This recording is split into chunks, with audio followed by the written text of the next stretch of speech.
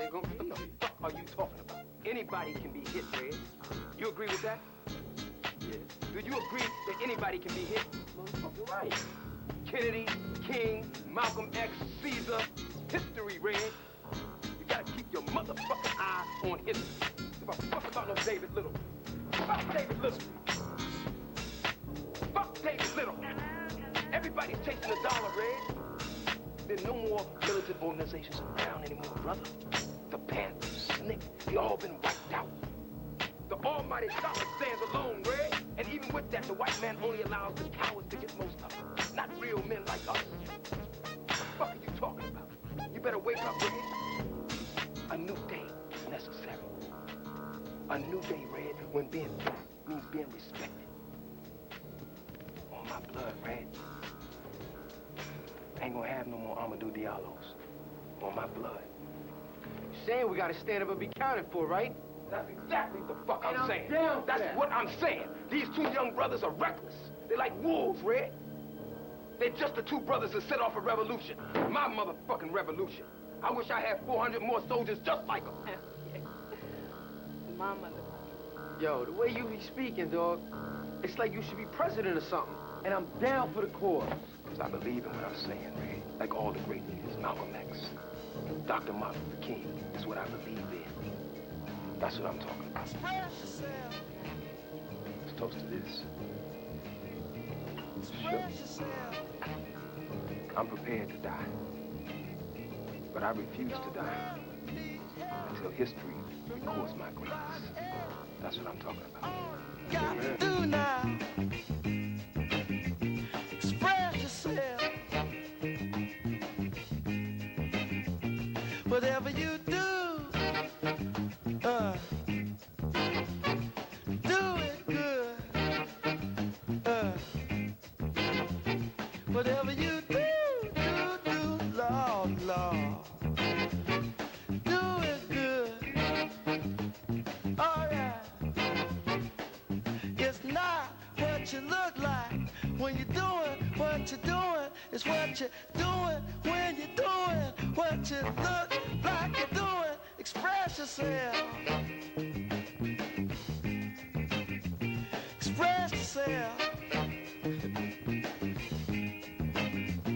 They're doing it on the moon, y'all. In the jungle too. Everybody on the floor now. Jumping like a kangaroo. Ascension Part 2. Brother Phil Valentine has a different title, and with that, give Phil Valentine a black hand.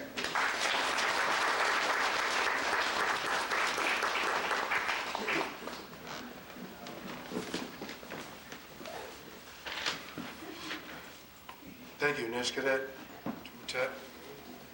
What's up? I renamed this particular gathering, and I'm hoping that the time we spend, like Brother said, and this is the year 2001, by the way, quote unquote. But I'm hoping that this particular lecture is met with as serious an interest as it came to me in investigating and researching the material itself. It's going to put a lot of the pieces that were outstanding in this puzzle together. It's not popular information as it relates to us as people of color, because it's pretty much a field from where we have been trained to focus our attention.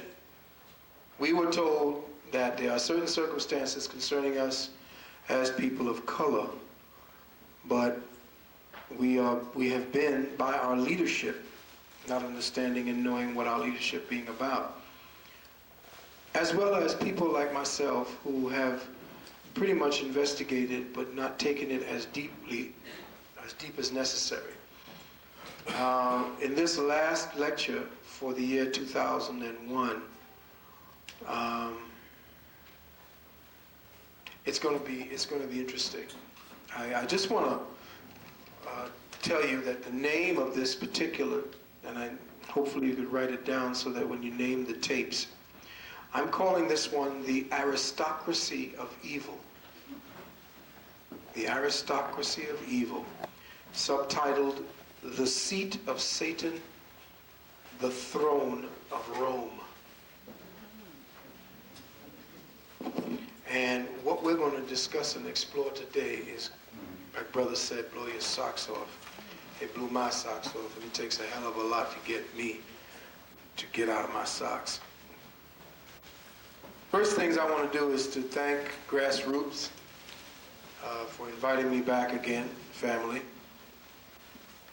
I would like to thank Sister Renee, I hope I got her name again right, Sprav, for assisting me in gathering the information, because Sister was very much in tune. When I would tell her where to go to look, Sister would, do the midnight oil and go searching for it for me and getting that information.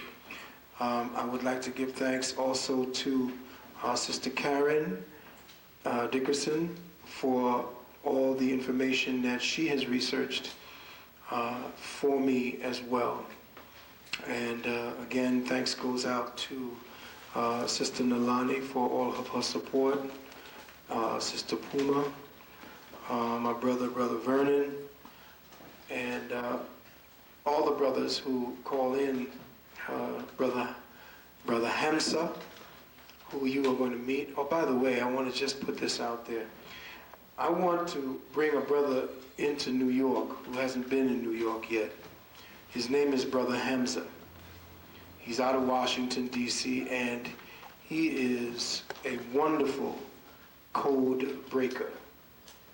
He's up there with the elite code breakers. It's just that New York is not hip to him yet. So I would like to put a pre-notice out that I'm going to do everything I can to bring Brother Hamza to New York, and if we can, maybe through the Grassroots family. But when the time comes and you hear of a brother named Brother Hamza, make sure you take the time to come and see this brother. Okay. I want to give a message before I start again to that same brother and his circles of brothers and sisters who are out there spreading the garbage. How many were there at the 911 lecture when I had to speak on that? And I spoke about that. About somebody going around telling everybody I'm a government agent. This brother is very high up in the metaphysical community, and me, I don't run from fights. I don't like talking behind anybody's back. I'll talk up in front of your face, where I come from. If you don't bring it, it don't mean that you go in the back and try to gossip, because the word can kill. I want to speak to him again because more words have come out. This time, I'm not only a government agent, but I'm a clone. The nigga's gone crazy. It's very well known, and I'm going to send this information down, and I'm going to put a little bit more information into the pot. I'm going to send the information down to Atlanta, and I'm sending the information down to where it was, North or South Carolina, where it's bouncing back and forth. And I'm going to say it to you, brother. We got no time left. In fact, the clock is going backwards now. We have no time to be playing these stupid games. All right? If you got something that you want to say to me, call me, and I emphasize this again, like a man. Step to me, call me on the phone, bring me up in a forum, bring the proof. I'll be glad to attend, because if there's a clone, I'm a clone, I want to know where I'm cloned from. So, with that, excuse me, I'd like to also say that I've been going through a detox, and this is like the 7th or 8th day. So if you hear me kind of chuckling, that's all the tofu that I've been slipping in every now and then. With this, I have to do a lot of reading because the research has become so intense and there is so much copious information that I'm glad that the brother has allowed me the time to give it to you. So with that, I will say this. Beloved brothers and sisters, I believe that we have arrived at a place in our metaphysical odyssey together where our ongoing investigations and critiques of the motives, methodologies, principles, and personalities of good and evil should have yielded for us enough critical points of reference by which to recognize those courses that ultimately leads us to making a better world. For nearly 30 years, I have dedicated the intellectual capacities of my personal mind to deciphering and code-breaking the often intricate and perplexing events that are instigated by those privileged few so-called elite men and women who practice those modes and methods of behavior and that ultimately result in consequences that we, the people, experience as evil. In fact, giving praise and thanks to you, those of you who continue to come and visit with me all these years, for helping to inspire me, much of whom and what I have become today has been primarily based on my somewhat overzealous search for the nucleus of reality in all things, the nucleus of which the central life core sustaining the elusive thing that we want to find, that thing that we call truth. I want to thank you for all of the times we gave the call out, sent up the flare, coerced, asked you to come in the cold, to sit in the cold. I want to give thanks to your spirit for motivating your body to do that. I said all this as my introduction to this particular gathering because I wish for you to also consider it a type of epilogue to a well-traveled and what I believe to be overworked theme of topics, that being our ongoing analysis, reporting, and essentially reacting to the instigators and perpetrators of evil. At this point, I wish to say a few words to those beautifully genuine brothers and sisters who have contacted me virtually from all points around the country. I have noticed that a good many of you have given me an undeserved title, an undeserved honor of being some sort of a prophet, sage.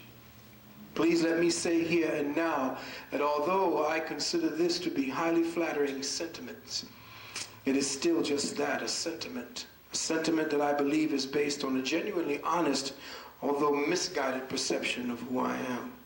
Yes, what I do in my work, especially in the health field, may appear at times as prophecy, but we all have this very special ability. This ability develops in accordance with each individual, and it is strengthened over time by the seeker's own focus, dedication, and implementation of will, insight, and action. In other words, when it comes to the principle, the dynamic, the so-called gift of prophecy, there is no great secret. Prophecy is as with all things, and it's simple. Dedication rewards the dedicated. Dedication rewards those dedicated. Robert Ghostwolf said something interesting on the subject of prophecy, and he said, prophecy is a vision of what is or could be, not what is written in stone. And he is correct. For all of the publicity given to this subject, prophecy is not based on facts because, as Krishnamurti has taught me, facts are all of the past. What we believe will be is based upon a foundation of accumulated facts. It is codified memories based on a crystallization of conjecture from past events. Prophecy to me, therefore, is simply one's ability to enter what I call zero-point immediacy. Zero-point immediacy is a place where from its center outward all action ceases.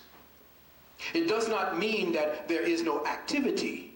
It is called inactivity. Let me say that again. Inactivity. It is where all things exist in potential, where no thing yet exists materially, and by the observation of nature mother, of human behavior, of both as seasonal trends, of the cyclic rhythms of our solar system and the universe, one inevitably acquires the ability to decipher and ultimately prophesize and read from within that immediacy the uncertain scripts that you call tomorrow. It's like that CBS show about a dude who gets the delivery of the morning paper from a cat, I might add, that tells him what will happen the next day.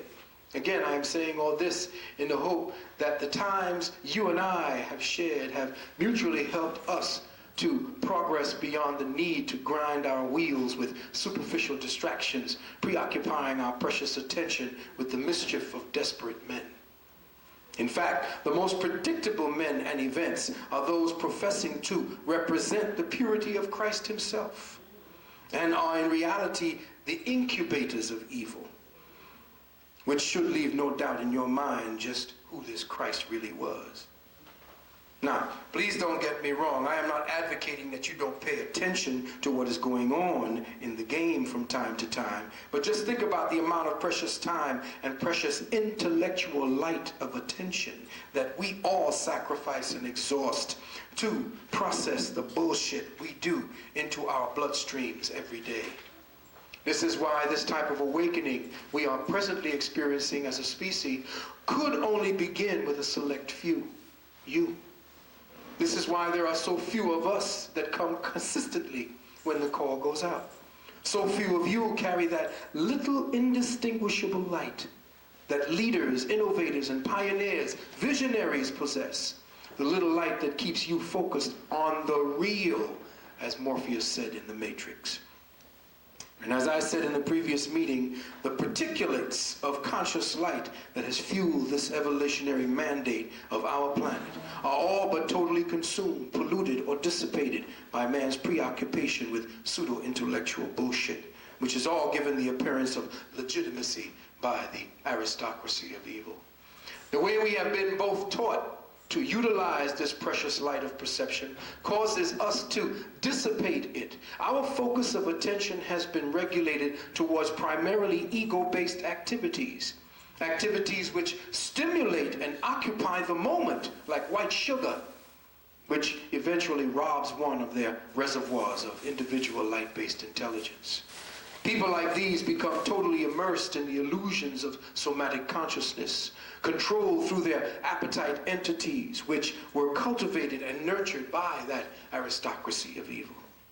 But those who seek to serve the higher good, those who utilize the light codes to establish and embellish universal synergistic harmony, those who accumulate and accrue the light, storing it as unconditional understanding and love that is amplified tenfold with each selfless act you bestow upon each other.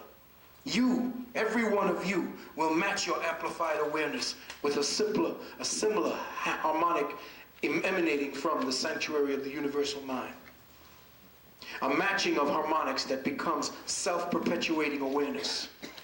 You eventually reach a point where clarity is no longer the fruit of effort. Let me say that again. You reach a point where clarity is no longer a fruit of effort. You are the fruit of clarity. And so, beloved brothers and sisters, today, after this lecture, my next series of lectures will be dedicated primarily to the highest of spiritual and intellectual sciences. Yes, I will do the black news as I once did. And yes, I will critique current day affairs and all the stupidity that most of the aristocracy is carrying on with. But I don't wish to also preoccupy your precious attention with what amounts to being the temper tantrums and the death throes of a rapidly disintegrating, inevitably doomed consciousness paradigm. With that, I would like to pick up where I left off last time when we gathered together.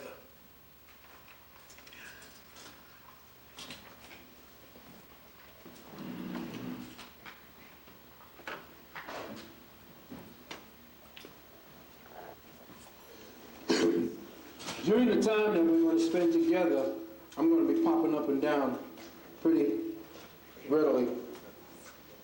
I had a little video that I wanted to show you have seen the movie Dune? Doom. Dune, D-U-N-E. All right, I want you all to rent that movie. That's your homework for the week. Part 1? Part 1, not the crap they put on part 2. Part 1 is interesting because it opens up. What was the date of the plane hitting?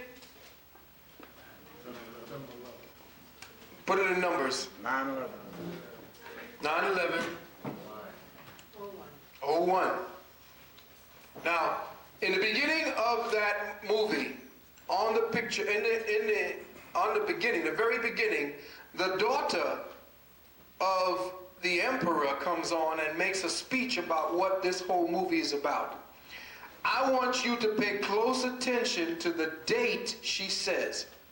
Put the numbers down very large, and I wish I had it here for you, but put the numbers down very large on a piece of paper and put them separate. Put down 91101, and then when you get the movie Dune, listen to the date she says that that movie or that particular story is taking place. And you tell me whether or not the Illuminati does not plan way in advance to screw with your mind, as well as with your life. I also want to just give some, put some of the information up, that light if it can. We just tap that out because that one seems to be taking most of the, can everybody see that?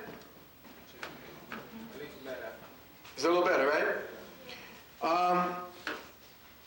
Bill Cooper was assassinated, as we said last week, and as you all know. But he was assassinated immediately after a show he did. The show was on the whole history, including characters, of the operation with the aliens, the, what is the name of that, Majestic? MJ-12? Yeah, Majestic 12. Majestic 12. He broke the whole thing down from the 50s to the 70s, naming names, times, circumstances, and the dates. And he said at the end of it that he would most likely be killed for it. And he was. This information was damning to the undercover. The secret blows the whole Project Blue Book out of the water. It completely illegitimates or delegitimizes Project Blue Book and puts everything out. Now, if you wish to order that tape, I would suggest you call the telephone number 801-759-1581. That's 759-1581. It's Bill Cooper's last broadcast before he was assassinated. They also tried to take Bill Cooper's money, but he had the money securely set away in a trust. And they've been trying their best to get it ever since, and they can't get to it. Because if they could get to it, that means they could get to everybody else in the trust, which means that nobody would trust the trust anymore. So it's an irrevocable, I think it was a pure trust. Okay? What I want to do at this point is to pick up where I left off. How many of you was at the last lecture?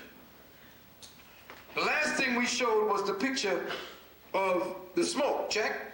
Right. All right, so let's just take it from that point and have a little fun. Now, if you remember correctly,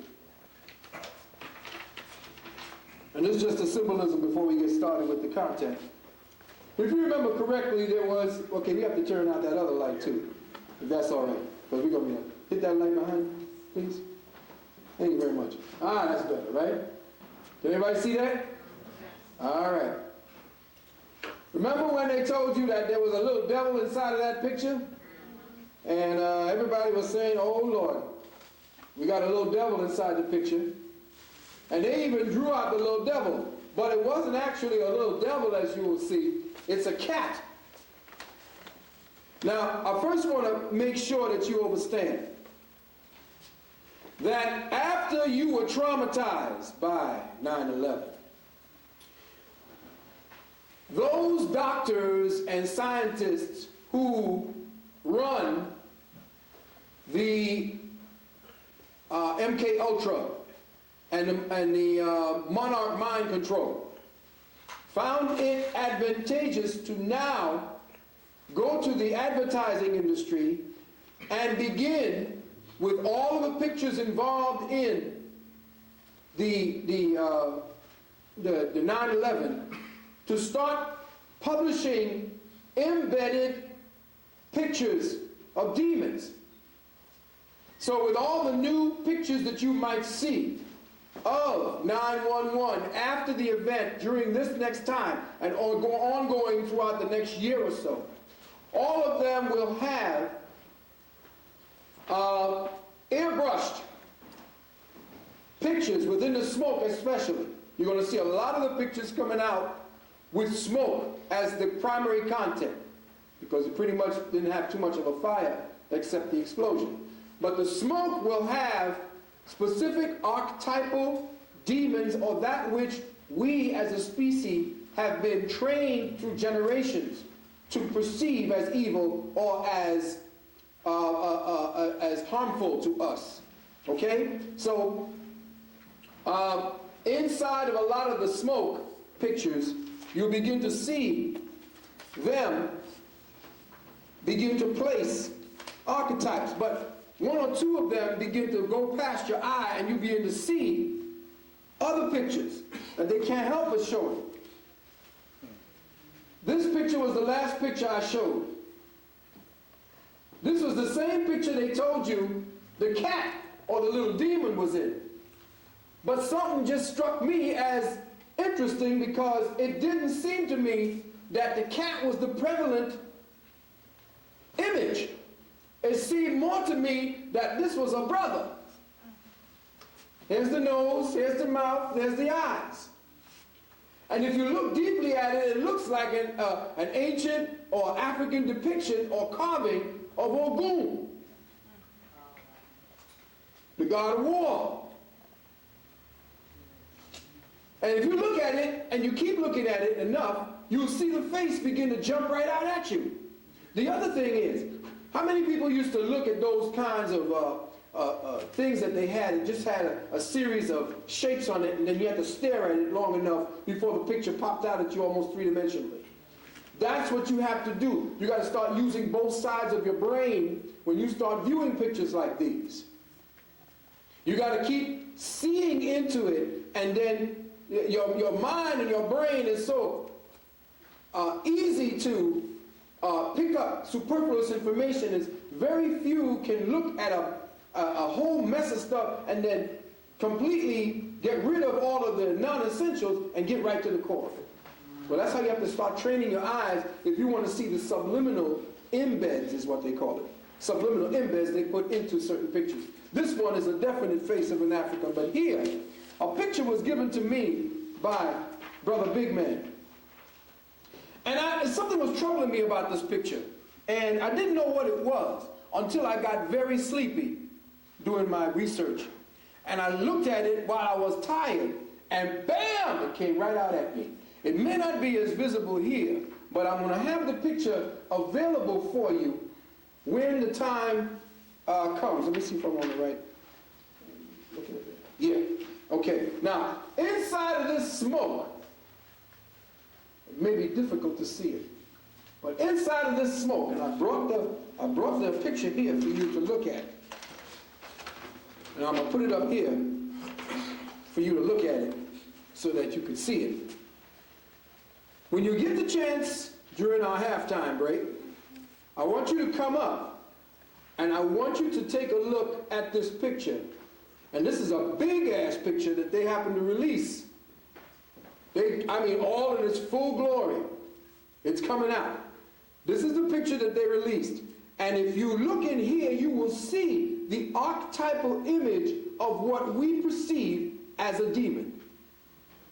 And you will see him, first his eye, his nose, his mouth, almost in a smiling position, and the two horns up there.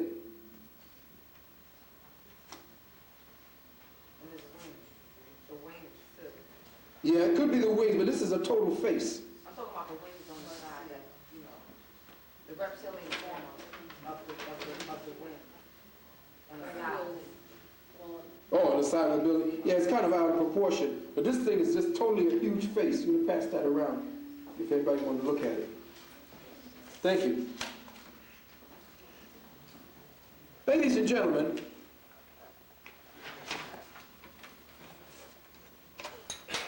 can anybody tell me what this is? Listen carefully.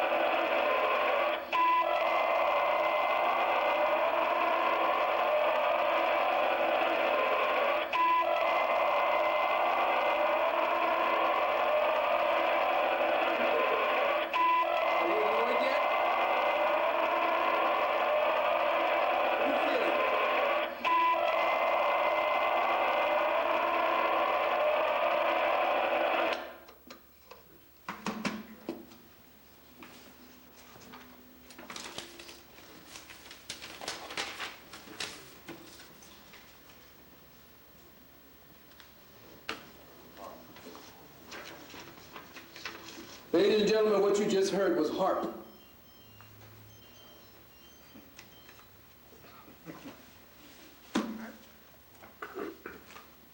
High Active Aerial Aurora Research Project. A HARP is a weapon.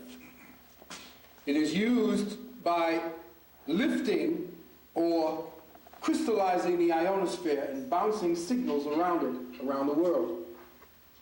It changes the weather. It destroys crops. It destroys minds. What you were listening to was a subsonic sound that was brought to the surface. This is what your inner being hears every now and then when they pulse it at you. This is what can cause fights, bring down planes, destabilize information that you think are your thoughts. People listening to this sometimes get ill to their stomachs and throw up. Some people get headaches about an hour later and don't know why.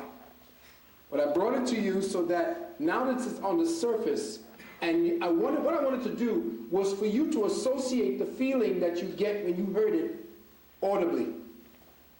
Because sometimes you don't know how to process the feelings you get when you are being bombarded by it inaudibly. Do you understand what I just said? The reason why I let you hear HARP was so that the audible part of your conscious mind could now relate the feeling of what you're hearing, so that that feeling, if it comes up the next time, you know where it's coming from when it's inaudibly working on you. All right? There are ways to do things that you could get past it, like using certain magnets in different areas of your head. You can work it. More things for us to think on. How many people saw Die Hard?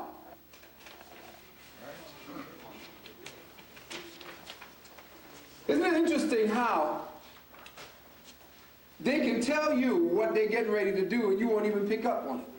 Check? Check. How many saw Die Hard 2? Right. We went from a buildings to an airport. Check the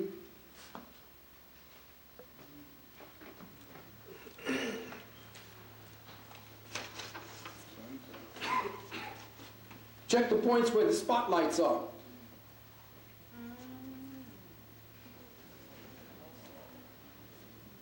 Precisely the point where they hit Tower 1, damn near at the point where they hit Tower 2.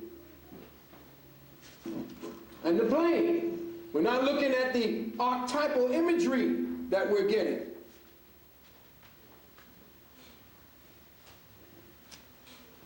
It's funny, if they reverse this, it would almost look like the plane was going right into the tower. But of course, your mind will associate it anyway. Your mind will associate it. We look at things and we don't know what we're looking at.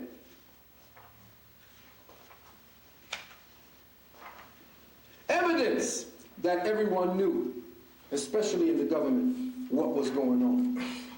Evidence that, well, here's evidence that some niggas can be crazy.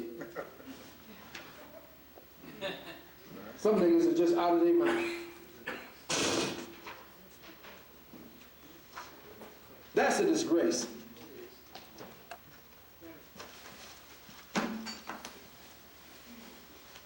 Here's something interesting for you to look at. This came out in Newsweek magazine. And check the title.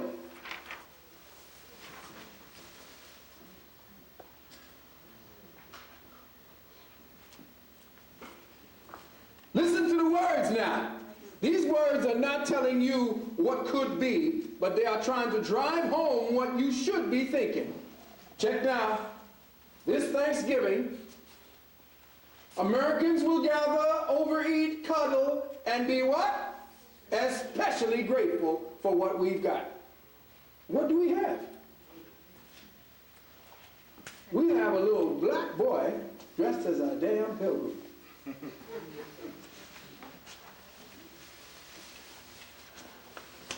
Now, you want to see a grateful nigga? Now that's a real grateful looking nigga right there. Father Russell Dillard of St. Augustine Roman Catholic Church in Washington will preach this weekend. But I want you to check out what they say at the bottom. Amazing grace.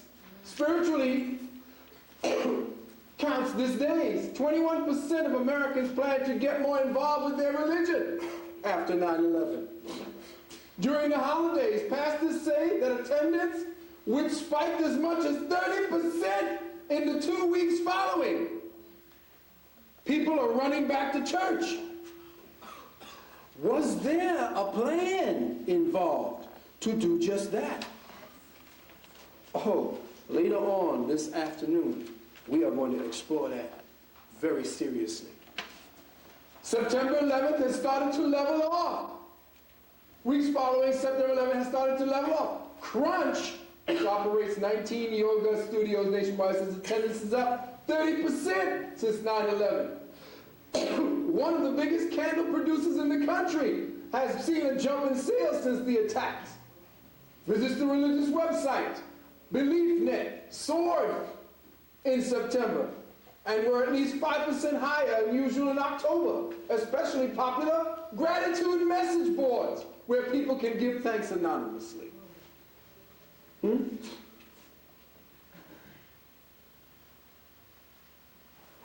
It is surely the most American of holidays, rooted in the stony soil of New England and still sending forth nearly 400 years exotic blossoms of pageantry and gluttony. Thanksgiving, which raises the humble pursuit of pleasure to the level of religious duty, teaches that we are all after the same things in life: the love of our family, the warm furnace, the sweet repose of home, and some of that crispy skin just behind the drumstick, guiltily plucked from the ravished carcass before it disappears under 17 linear feet of aluminum foil. In contrast to Spirits in Death, which celebrates the abstract ideals of salvation and liberty, Thanksgiving is about what? Feeling good right now. So, and right now is and that's when America needs it. Even with the good news from the battlefield last week, in the face of recession, an unprecedented attack on the homeland and the nation was gripped by comfort fever. And you niggas kept dressing your little black children up. Can you imagine that shit? That's a disgrace. I can't understand how black people after Malcolm, I mean, just after the 60s, could still be doing that to their children. Here's something interesting. Nike, who is one of the most powerful corporations on the planet, was about to release a sneaker. And the name of the sneaker was called Incubus. Anybody clued of what an incubus is? What is an incubus? It's a demon. A demon that screws you while you sleep.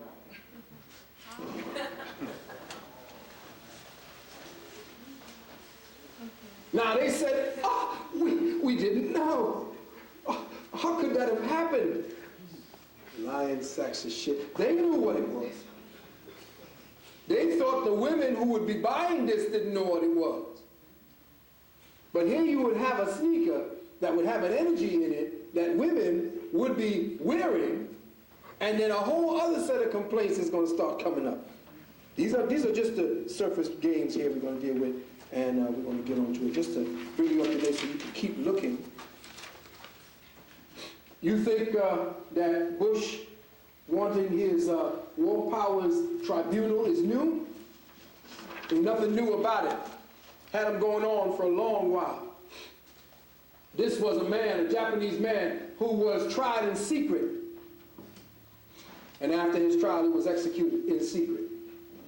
These are the kinds of things that this particular government is already structured to do. They already got courts underground, in silos, places where courts would be working. They already got all of that.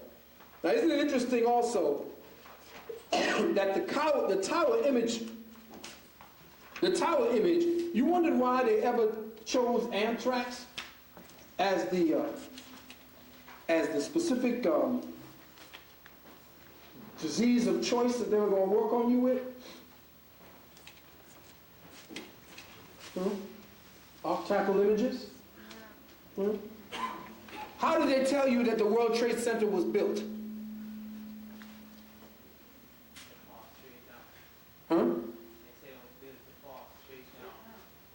No, how was it built? I mean, what was the structure built like? The inner core was a circle of iron. Check. Right? So, they broke down anthrax.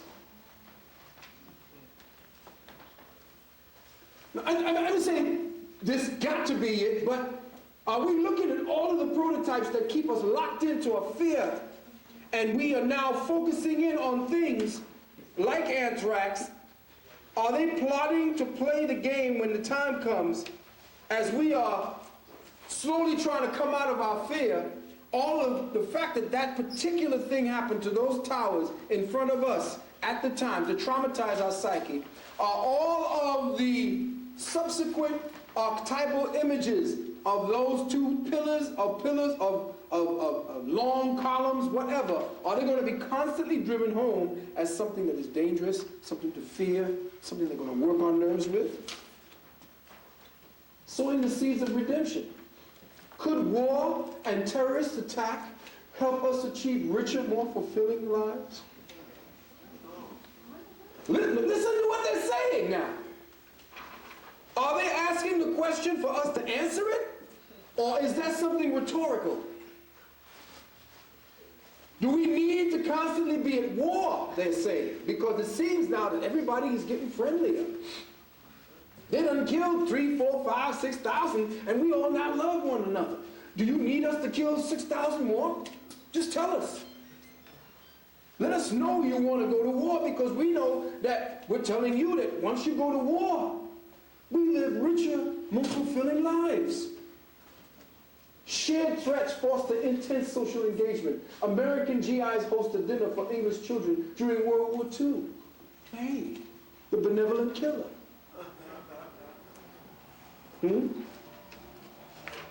Just some things that make you say, huh? Your children. Oh, how I hate to get up. Sit back, he tells you. Relax, while sales of VCRs and camcorders drop nationwide for October, At St. Paul's TV, the king of the big screen in Los Angeles, Paul Goldenberg is selling as many as, what? 150 big screen televisions on any given Saturday. Double the business of a year ago. Everybody now want to go inside. Theme park attendance is in the dumps, with admissions to Disney World diving 25% for the quarter ending September 30th. Jolly Time Popcorn says that microwave sales for August, September, and October increased more than 25% over the same quarter year. Video and DVD rentals and sales are up dramatically over a year ago, with special credit going to the Shrek. Shrek, which generated $110 million in sales its first weekend out. Country singer Lee Greenwood, whoever the hell that is, all these people now are making money, but I want you to see how they're playing you every time they depict a television for your child. What is the archetype that you're seeing right there? Look at the picture. Tell me what you see. Because later on, all of this is going to start making sense. All right?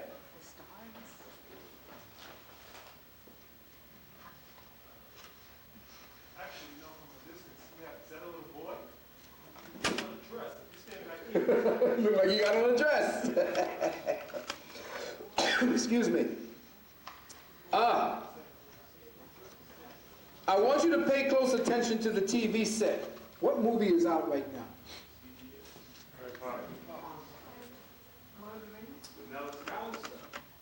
What? Monsters Incorporated. And who is the character of Monsters Incorporated but a little walking eye with legs? Check.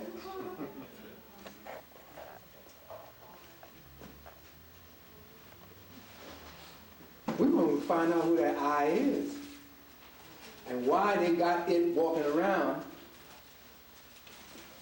just to maintain your attention. Of course, I showed this before. They tell you, just imagine it.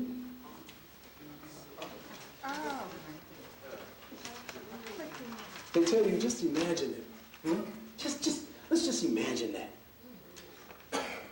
Just imagine it. What does it say here? Memory stick. Huh? Think they're catching up to the Matrix? They tell you to imagine, they say, nah, never happened. But then, I showed you this the last time.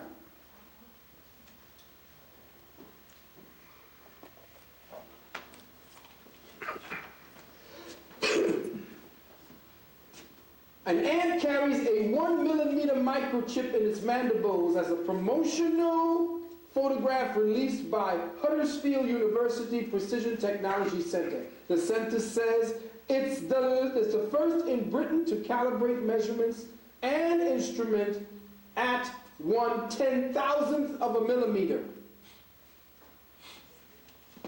This is a microchip, an information processor that is in the mandibles of an ant. Of an ant. Let's see.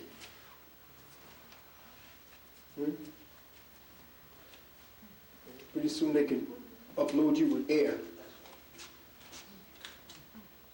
And you can read it. So, a lot of people have a tendency that when they see it, they're not paying attention to the little things that I'm trying to open up into people's minds about how we are being manipulated. Let's go a little further.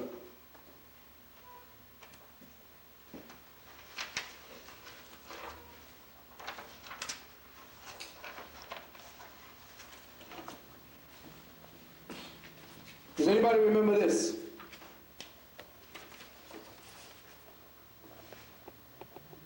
The original one. What's wrong with that one there? Doesn't have the double line. Ah. Notice what was missing? Now, a lot of you are too young to recognize the time when they had took the one stripe away. There were two stripes on the S. It was an old Phoenician symbol. What is that? There were two stripes on it. And one was taken away when your gold and your silver was taken away.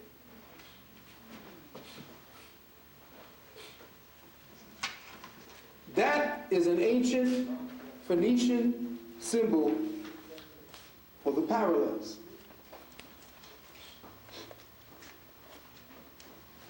The ancient Phoenician coin had two towers with a snake wrapped up between them. The coin itself, or the towers themselves, were the place where the sun would come through and cast a shadow that would give time and seasonal change and references. This was the way that we clocked consciousness as it took its route through all of the signs of the zodiac. And people who had an understanding of how these two pillars worked were given the dividends, were paid in consciousness, were given great things by which to incorporate themselves more deeply into the upper universes. Paramount of which would have been this. That came from an ancient stele, where you see the Masonic hand, the pomegranate, which is the symbol of all of us together in this as one. Anybody ever ate a pomegranate? They got thousands of seeds in there, around one head. That's what that meant. I'm giving you all the archetypes. Now when you saw the dollar bill,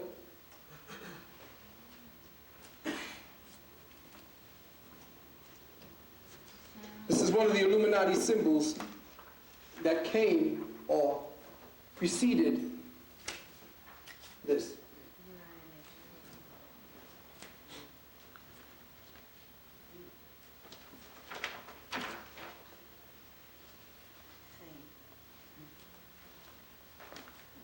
You know they had to take the serpent out of that one. The French still use the simple however. But your dollar bill and the symbol for money, which is not, this is not the symbol for dollars because it's not complete. This became the symbol for what? Medicine. Medicine. No. Whenever you see them tell you that this is a dollar sign with a stripe through it, it's not a dollar sign, it's a credit sign. So, no longer do you use money, because if you were using real money, there'd be two stripes through it. Everything that you're using now is based upon credit. So it's essentially just one stripe. Okay? How many like Mickey Mouse when they were young? How many like Disney when they were young? And they had a good time, didn't they? Didn't you just love Disney? You ever watched his name? Huh? You ever looked at his name? All you people who love Walt Disney? Can y'all see that?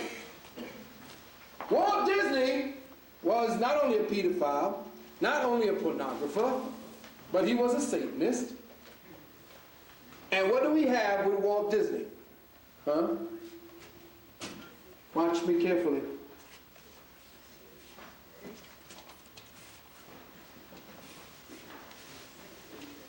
Right. 666. It's in his name. So every time you take your child to see one of these here I mean, saw Lion King. I know every black man, black woman, black child saw Lion King. I mean, saw Lion King. Don't start lying. You were crying too when you thought that daddy died. And yes, you did. I liked it too, but when I saw the word sex come up in the smoke, oh. Oh, y'all didn't get that one yet? Oh, you got to get that one. I want you to go get the Lion King, study the Lion King one more time, and pick up on the part where you see, I believe it was him looking off at his father, or what his father might have been, up into the smoke, when the smoke went up in the air. And as the smoke went up in the air, you saw the word sex. Then you taking your 2 and 3 and 4-year-old child to see a movie that's got the word sex coming up there, playing with your mind like that. Yeah. How many people have taken sign language? Here. How many people know what sign language is? Huh? Give me the sign for I love you. Oh, you know it, huh? Anybody else know what I love you? Right. Who you saying you love it to?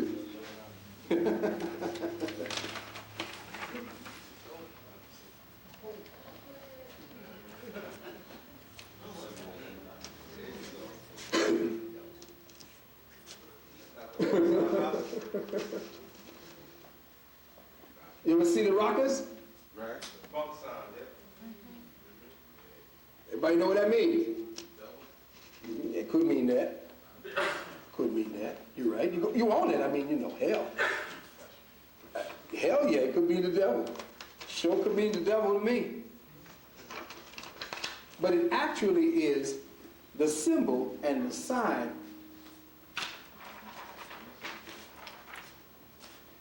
from the dollar. Y'all paying attention? It's the symbol and the sign from inside a dollar. You can open it, get yourself a dollar, get yourself a big magnifying glass, and look up into the right corner at the shield. I don't want to tell you the shield is from, but Vatican shield, which is part of the Rothschild shield. Look up right in that corner, and you will see right there in the corner a little owl. The symbol of Moloch. Moloch in your Bible is the one who sacrificed and devoured children. Over 200,000 children were disappeared in the last 2 years. Where they went to? Where are the children being taken to? The symbol of the owl, or the symbol of Moloch, or the symbol of the Bohemians, is that.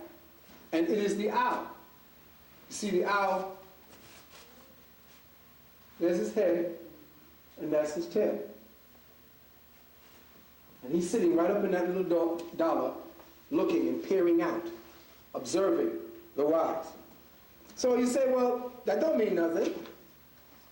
I mean, what could that possibly mean? Well, you ask him. The reason why I was telling you, Negroes up there playing their sax, Cecily Tyson tying her head off, looking like she's the only one gonna work in the kitchen after everything is said and done. Dancing and buck dancing and jigabooing. That's why Khalid was probably gonna go all the way the fuck off if he was alive for that shit to happen. Because, I mean, these Negroes were buck dancing. You saw it. I showed it to you. Buck dancing Negroes. I mean, just dig that shit up again, boy, because it's laughable to watch these niggas. And you know, once you done told them niggas, you know you're gonna be on TV, they hurried up and shined that sax up. They hurried up and got, you know, clean. Some of the niggas probably went and got a haircut. We playing for Bill Clinton.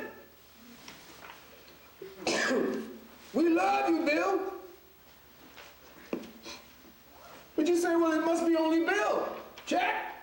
Check. No! That's definitely. Now, I want you to see the difference. There are two different ways. One deals with the owl itself. How? With the tongue. Others deal directly with the goat. You notice he didn't put his stomach. And then when I showed you the fact in the earlier piece that there are two different ways.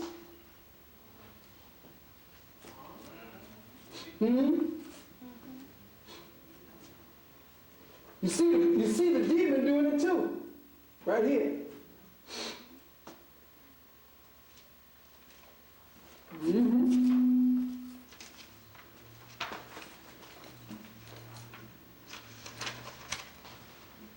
How many were here when I told you that Art Bell was governor? Art Bell? Told you Art Bell was governor. But you said, nah. I told you he was Skull. Nah.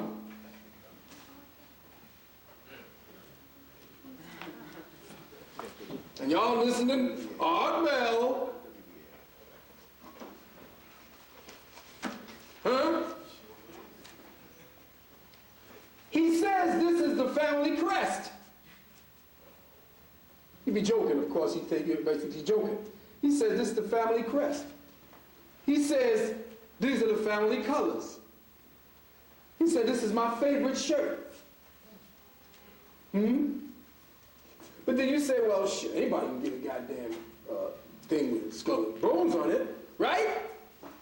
Well, how many can actually get his damn ID?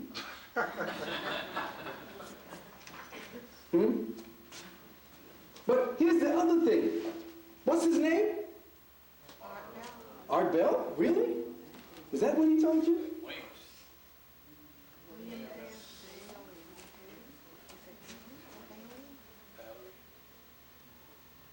It don't say Art Bell there. It says William S. Daly. Who the fuck is William S. Daly?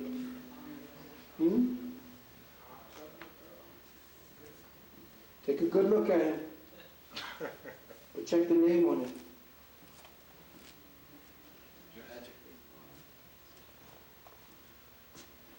Could he be part of Majestic 12? Sent out by the CIA for disinformation?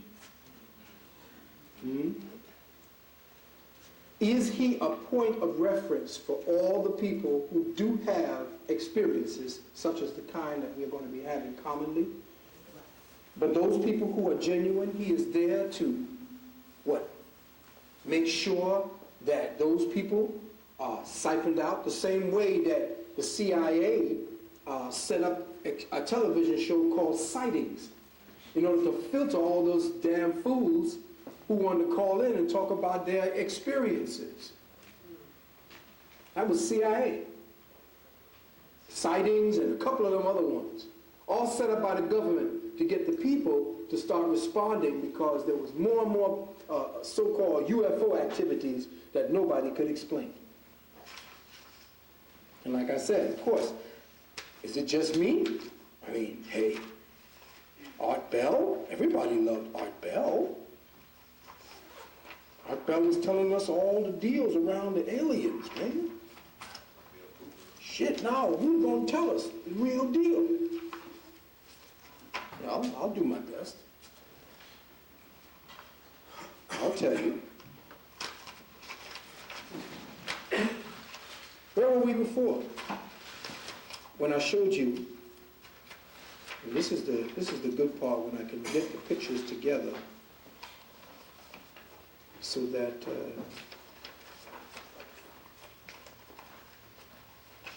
hold on to proof and corroborative information. What happened with the little child that I showed you? What was that television looking like, huh? What was my boy again? The movie, Monsters Incorporated? Where did they get the theme from?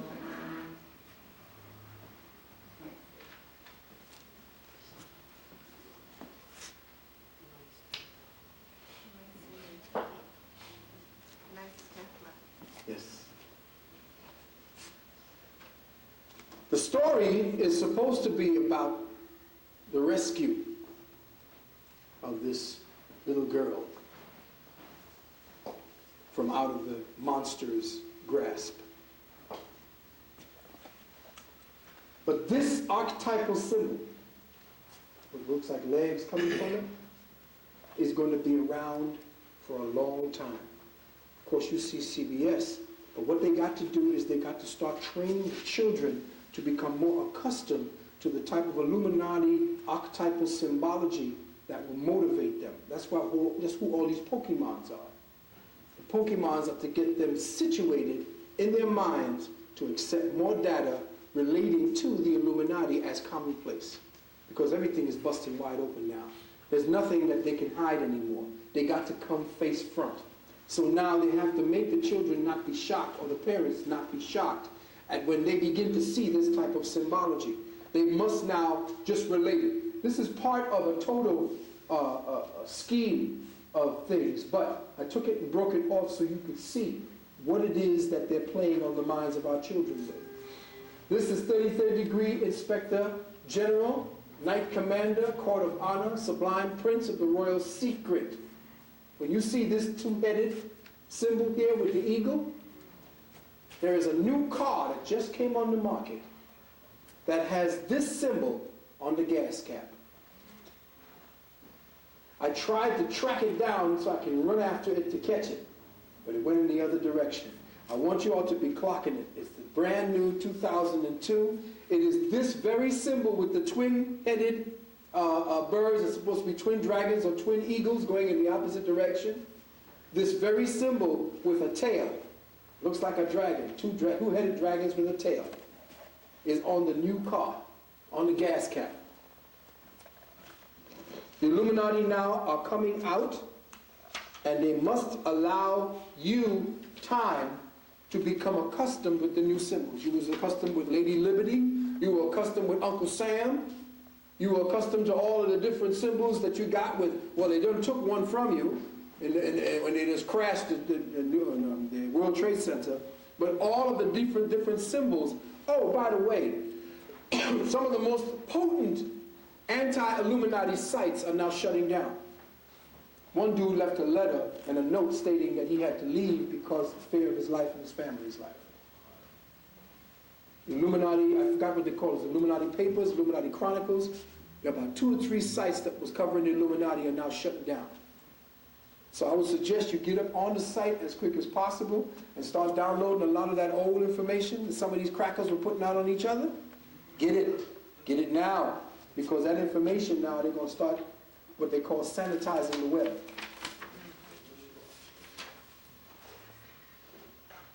Washington District of Criminals,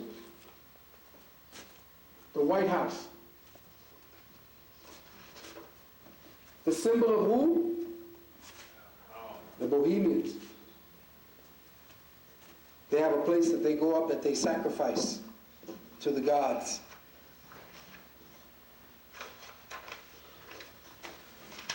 We showed you this particular symbol here.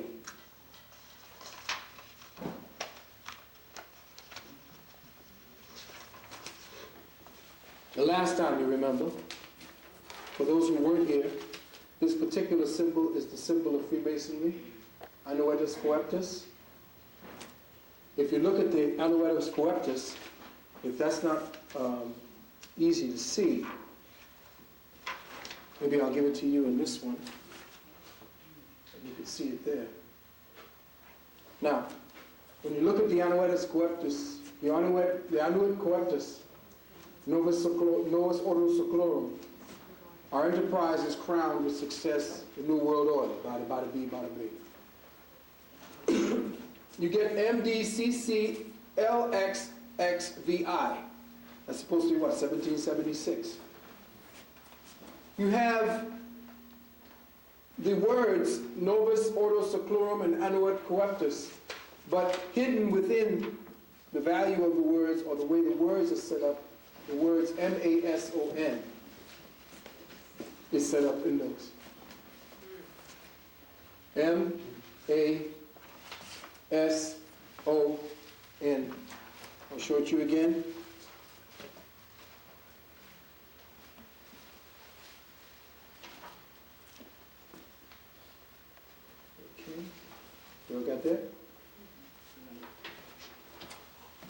M-A-S-O-N.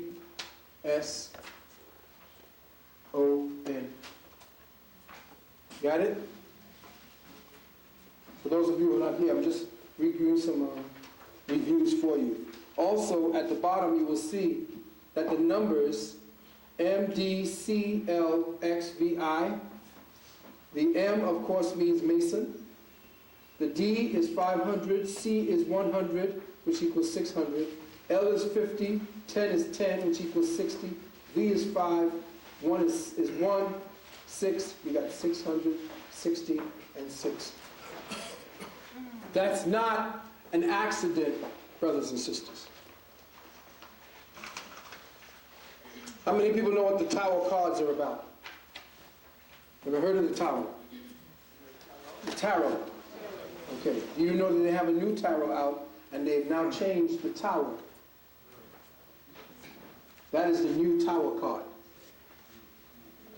The new Tower card is crumbling and it looks exactly like the World Trade Center with the plane. The words are set up like the plane. This is the Tower. You see it falling apart the same way that you saw it. It is now going to be an ingrained archetypal image in your mind. They are going to work that even at the metaphysical level. When you go for your reading, when Ms. Cleo says, "Call me now," in this house. And if they have to show it to you, they'll show you the Tower card. The new Tower card will be the falling of that particular card in Babylon. Now, I'm doing all of this preliminarily because we're about to get to work on something that is going to be extremely disturbing about information surrounding who it is that is actually and truly been manipulating us all along, has been at the crux and behind who we have been fighting. We have been, as black people, fighting a surface enemy that was given to us. When we begin to unravel who it is, there are so many layers that we get tired of digging and we get satisfied at fighting at the level that we feel comfortable at. We don't want to go to levels where it becomes uncomfortable to fight. Very few take the next step to go into those levels and then to confront the beast that's feeding the upper levels. That's difficult. It takes a lot of work.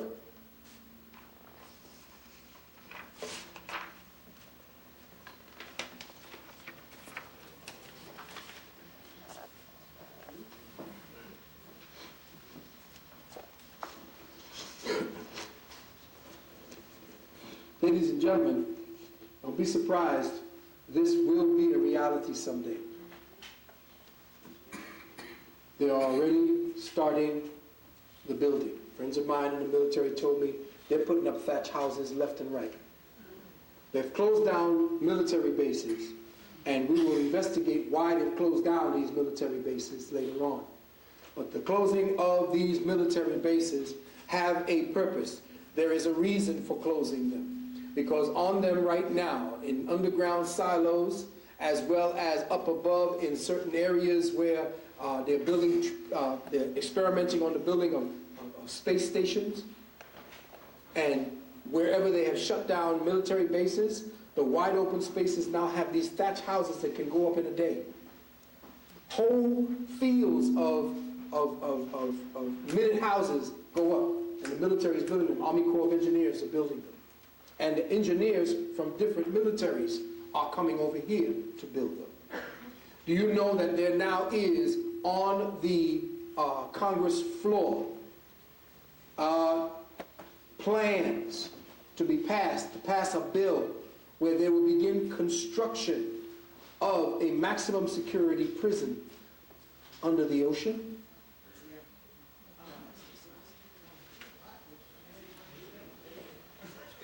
There are maximum security prison plans for under the ocean.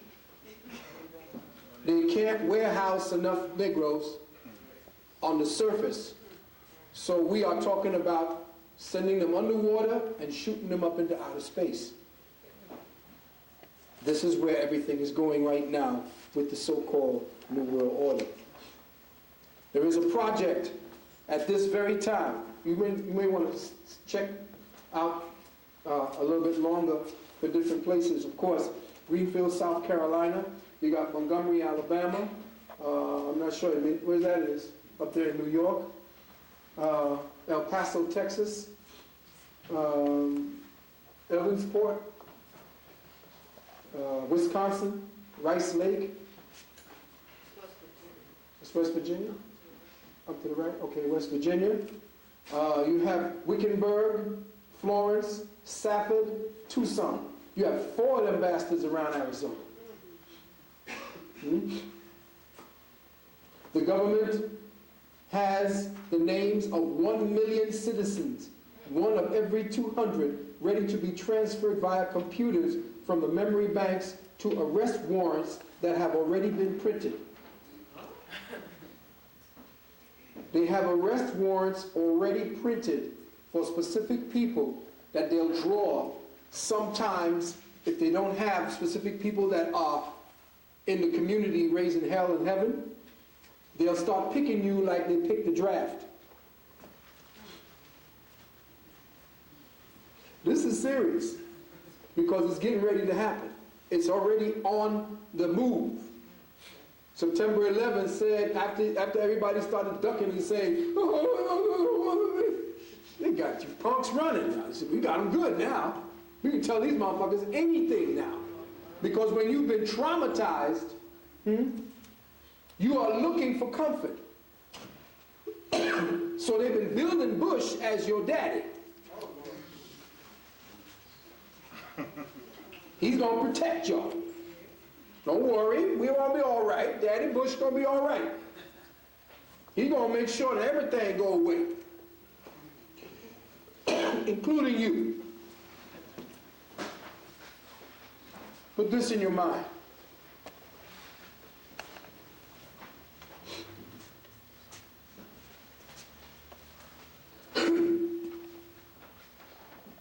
It's called Project Lucid.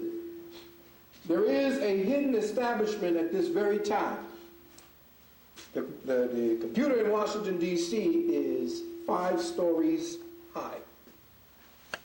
There's no offices, no desks, maybe 1 or 2 offices in the first floor or on the top floor, but the rest of the building is a computer. And every name of every person on this planet is in there. And it can assign a number to each one of those people in 3 hours.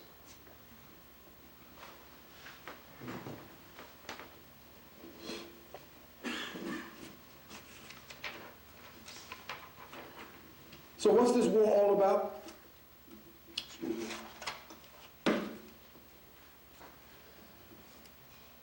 A lot of people, when we start talking about aliens and shit, they say, oh, come on.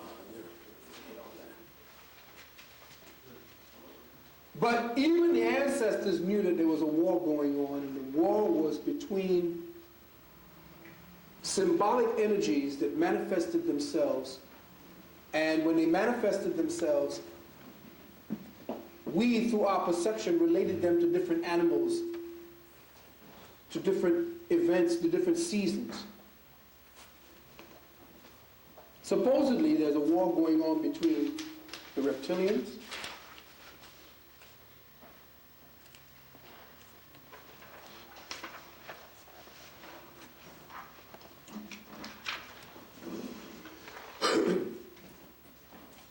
and some entities they call the felines.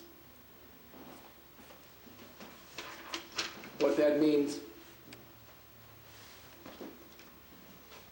But I can't help but, when I'm moving around looking at stuff and investigating and digging, trying to prod for information, stuff comes up when you look in earnest.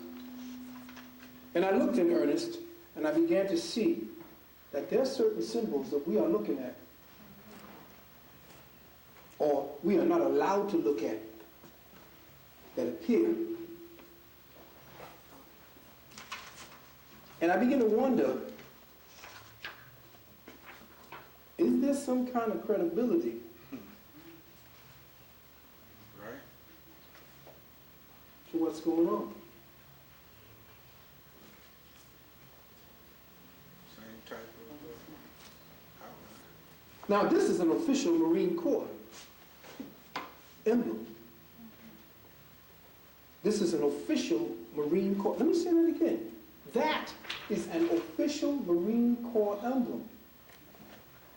This is from the Marine Corps Warfighting Laboratory. They have what looks like a spacecraft right here. They have an F-15 fighter. They have a landing barge, which you couldn't see here, but I don't know if I brought the actual symbol. But inside of all of that, they have who? Now, what country has the symbol of the dragon? Hold that thought for later. Hold that thought for later. All of what I'm showing you now is to get you prepared for what's getting ready to come. So pay attention to every little thing I'm saying to you, because it's all going to relate later. I want to show you another one. Again, another patch, official patch.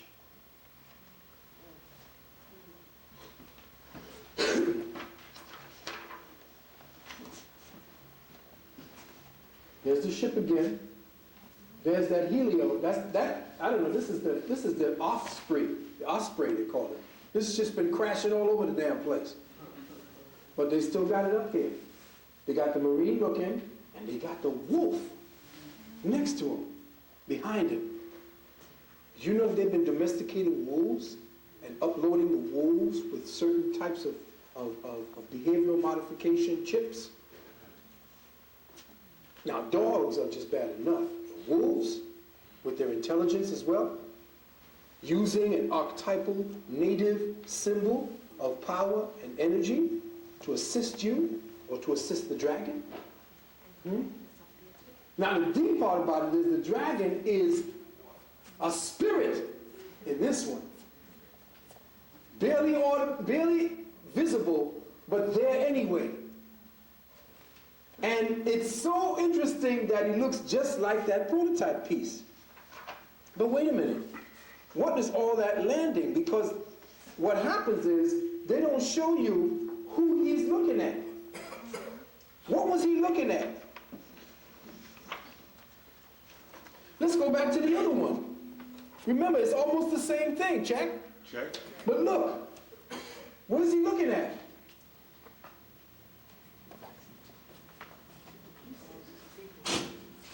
Houses. Who's he attacking? Who's he going after? These are houses. This looks like a peaceful little village where people fish. Looks like Chinese houses.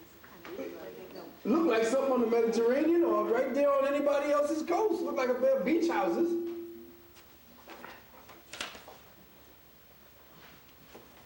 Our children are not taught the true history of this country. In fact, it's tantamount to teach them a version of history. Here's something else that I dug up on the military. What does this mean?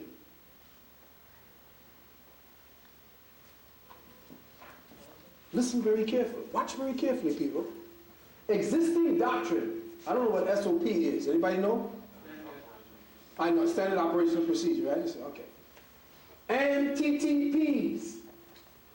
Anybody know what TTPs are? Tactical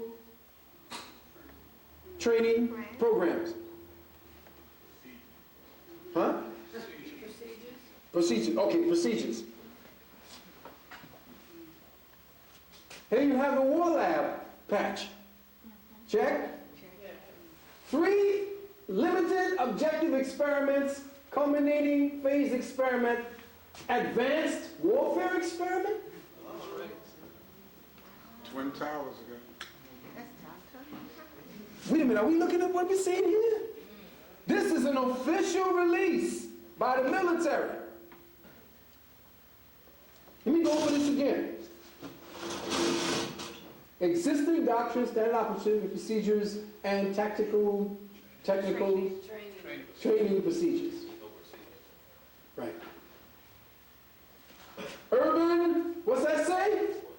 Urban warrior. Urban warrior? Urban warrior? Now, I ain't gonna be no National Guard. The National Guard don't got no dragon looking over the city. You damn right look like Godzilla. But then they tell you that the urban warrior has 3 limited objective experiments culminating in phase experiments. What's the phase experiment? What's the 3 limited objectives? Advanced Warfare Experiment, AWE. Or. And what's the place that they show you that they're going to do this advanced warfare experiment? At the Twin Towers. Joint Contingency Force, AWE, Millennium Dragon, Capable Warfare, Advanced Warfare Experiment, Combat Development System. Now, it all comes from here. Doctrine, organization, training, education, equipment, facilities, and support.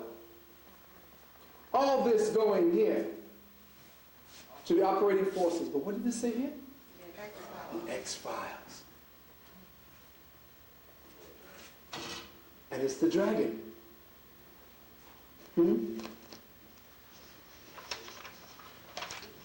But what does that all mean? Who are these people? I'm going to show you who these people are. Take a look at your new soldier.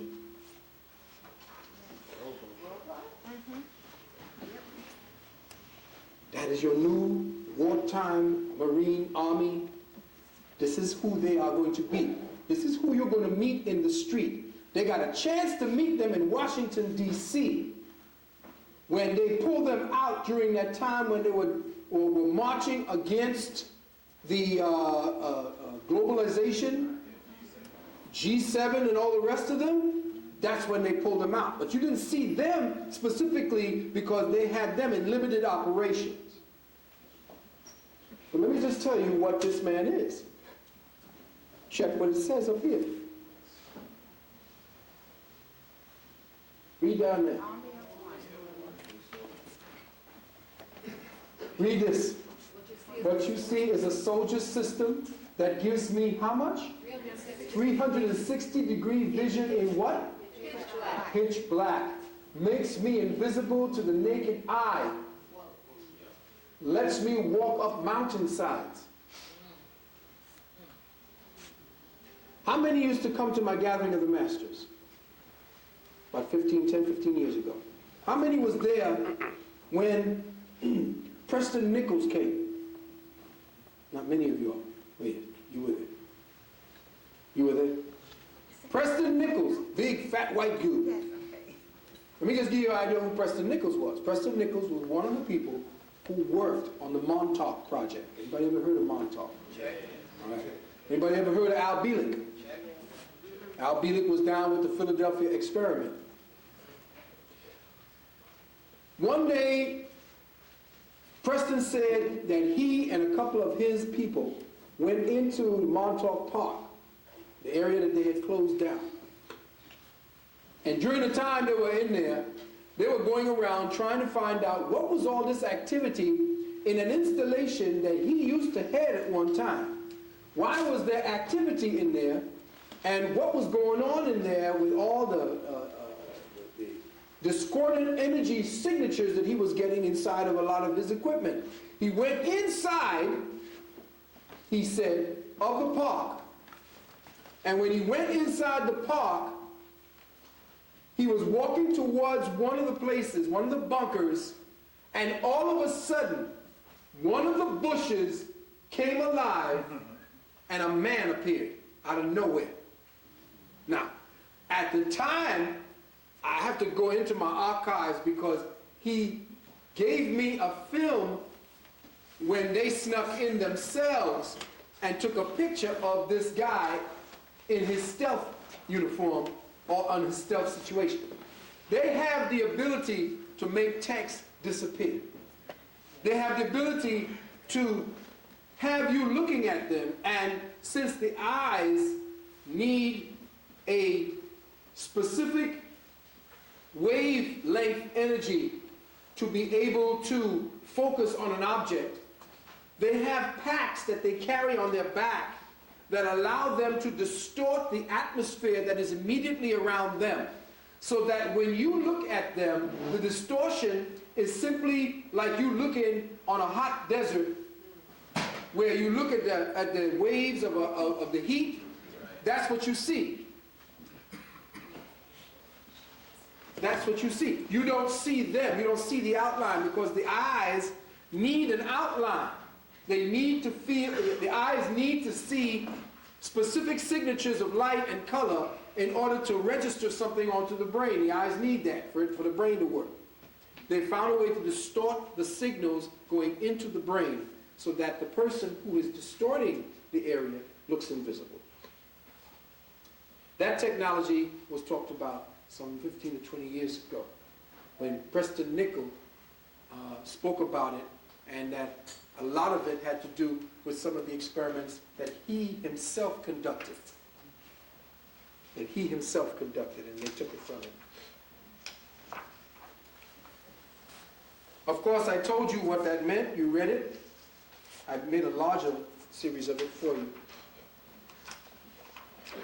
But you say, this guy has to have his own common sense.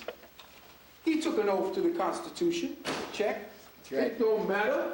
Look at him. He's got, his name is Patterson. Has his name right up there.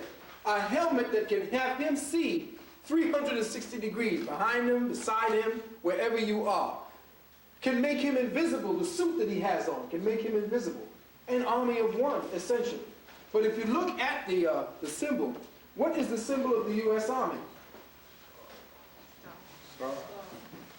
Not just any star. Not just any star. It's the pentagram. Pentagram, yeah. 2 stars, okay. It's the goat. Check. But you say, this man was educated in America, apple pie, mom. What can we possibly fear? We got a smoking soldier now. He's out to protect us. Well, guess what? A while back, this particular survey was given at the 29 Palms Marine Corps Base in California. DD Form 3206, RB 296, Joint Services Training Combat Army Arms Survey, Part A, confidential when filled in. This questionnaire is to gather data concerning the attitudes of combat-trained personnel with regard to non-traditional missions. All responses are confidential and official. Write your answers directly in the form. In Part 2, place an X in the space provided for your response. Date, blah, blah, blah, blah, bing. And let's go up here and just get an idea of what's going on. They ask you, where did you spend most of your childhood? How many months did you serve? Operation Desert Storm, Desert Shield. Highest level of education. See, bada bing, 12 bang, 16, more than 16. What? Attitude? How did it come right from your, what do you call it, your attitude? Do you feel that U.S. combat troops should be used within the U.S. and bordering countries for any of the following missions? Now, there is a law called Posse Comitatus, and that law states that no military, U.S. military, may be used upon U.S. citizens. You can't pull the U.S. military. How many people saw Siege? We spoke about Posse Comitatus, right? Strongly disagree, agree, strongly agree, no opinion. Should we be using personnel through drug enforcement, disaster relief, security at national events, environmental disaster cleanup, including toxic and nuclear, substitute teachers, and school workers in public school. Community assistance programs, landscaping, environmental cleanup, road repair, animal control. Federal and state prison guards, and auxiliary police, national emergency police, international security force. Wait a minute, international security force? Which means they can bring anybody over here. They have them here already. That's right. They got the Russians already in Pennsylvania. That's right. They got the Japanese already in Florida. They got the Chinese in California. They're here already.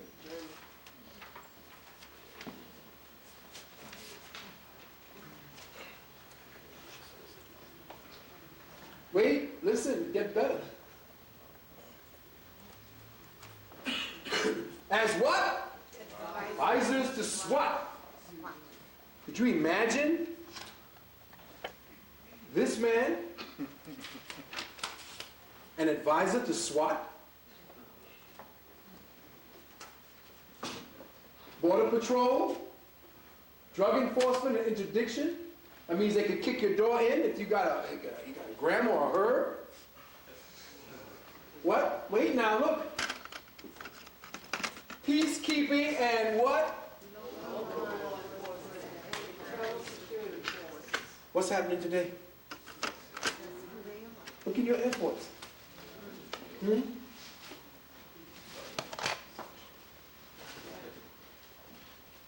you feel that U.S. combat troops should be used in other countries under command of non-U.S. officers appointed by the where?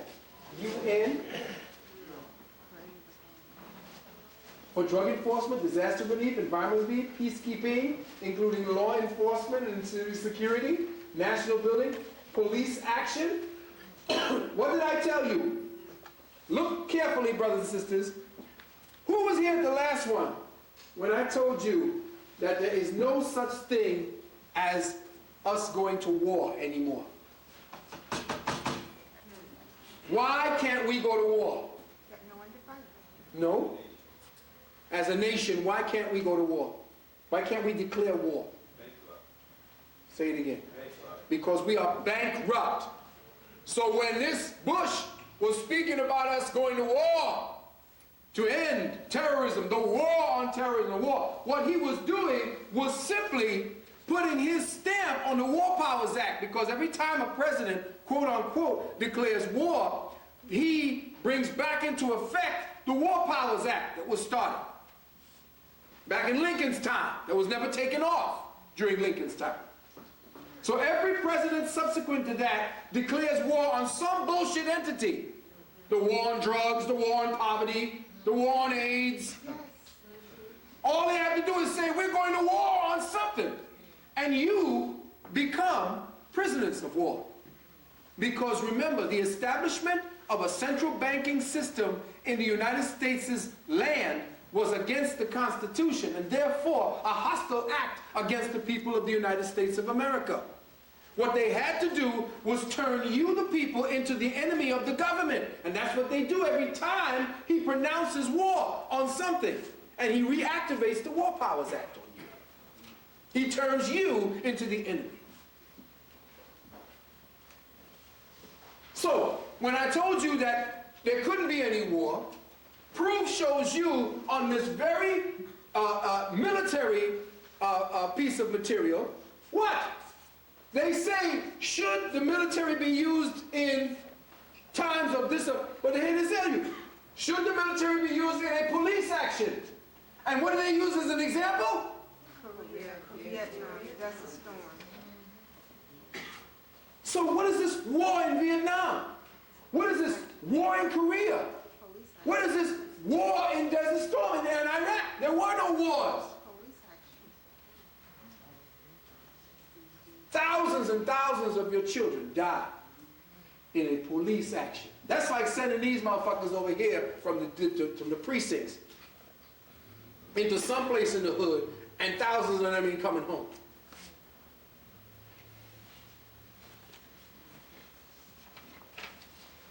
And finally, this is the same survey. Look at what they asked. you to put down. Yes or no? What does it say? I feel no, there is no conflict between my oath of office and serving as a UN soldier? Your oath states that you will defend and protect the United States from all enemies, foreign and domestic. That means that you no longer are dealing with your constitutional oath. In other words, if there is no conflict between your oath, there was no oath. You have now abrogated the oath in lieu of becoming a UN soldier, a conscript for the world orders, whoever it is that they deem. I feel a designated unit of U.S. combat soldiers should be permanently assigned to the command and control of the UN. I would be willing to volunteer for assignment to a U.S. combat unit under a what? UN commander. I would like the UN member countries, including the U.S., to give the UN all the soldiers necessary to maintain world peace. I would swear to the following code. Listen, I am a United Nations fighting person. I serve in the forces which maintain world peace and every nation's way of life. I swear and affirm to support and defend the Charter of the United Nations, and I am prepared to give my life in its defense. This is the very thing that they tell you to do with the Constitution. The U.S. government declares a ban on the possession, sale, transport, and transfer of all non-approved firearms. A 30-day amnesty period is established for these firearms to be turned over to the local authority. At the end of this period, a number of irregular citizen groups and defiant individuals refuse to turn them over their own firearms to authority. Consider the following statement. I would fire upon U.S. citizens who refuse or resist confiscation of their firearms banned by the United States government. Yes or no? Don't they say you're supposed to, the Second Amendment? Is the situation getting a little more tense for you? Because what are you looking at right now? This survey was 96, remember? We are in 2002 here.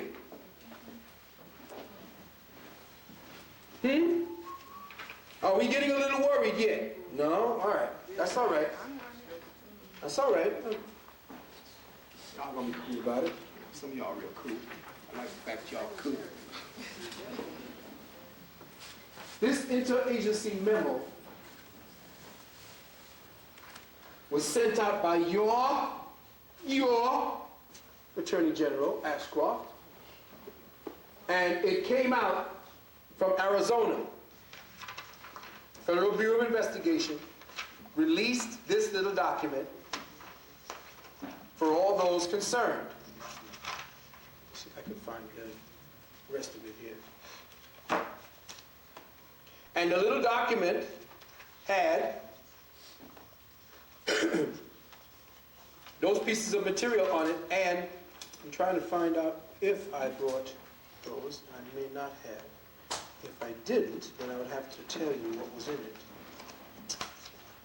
Okey-dokey. All right.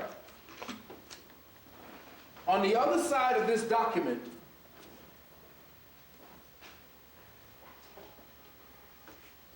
the FBI's Joint Task Force is attempting to identify criminal activities with the terrorists. In this regard, the purpose of this information sheet is to assist uniformed patrol officers in identifying potential domestic terrorism. Domestic terrorism is defined as groups or individuals operating entirely inside the United States attempting to influence the U.S. government or population to affect political and social change by engaging in criminal activity. In the event questionable activity is encountered, contact the individuals named in this for clarification. Now, what I don't have, and I didn't have, was what it is to look for. Animal rights activists, black separatist groups, people who keep saying, according to my constitutional rights. Wait now, did you hear what I just said? They said to identify a terrorist, one of the ways is a person openly declaring their constitutional rights.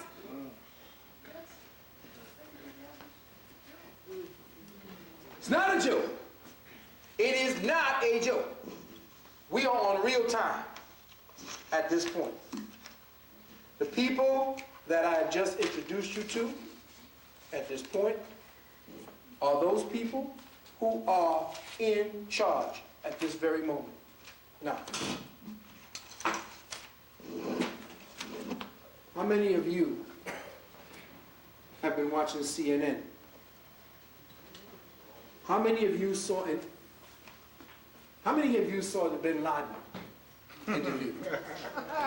Was that some comical shit or was that some comical shit? I mean, you know, they are getting desperate.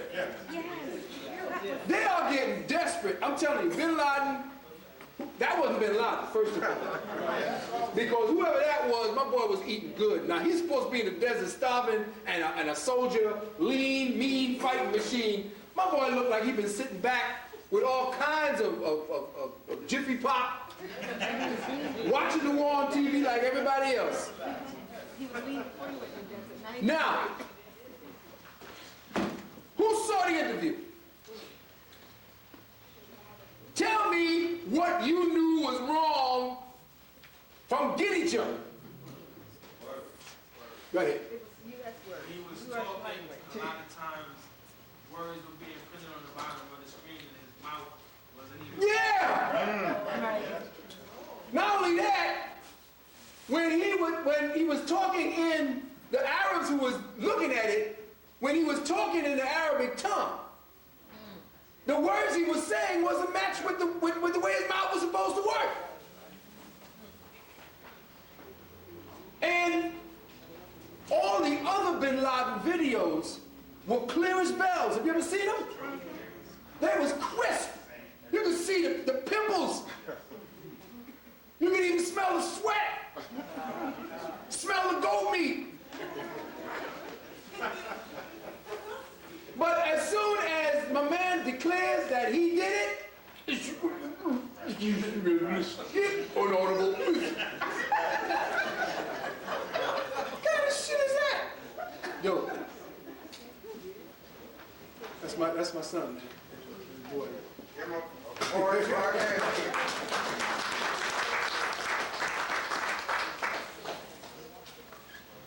Huh?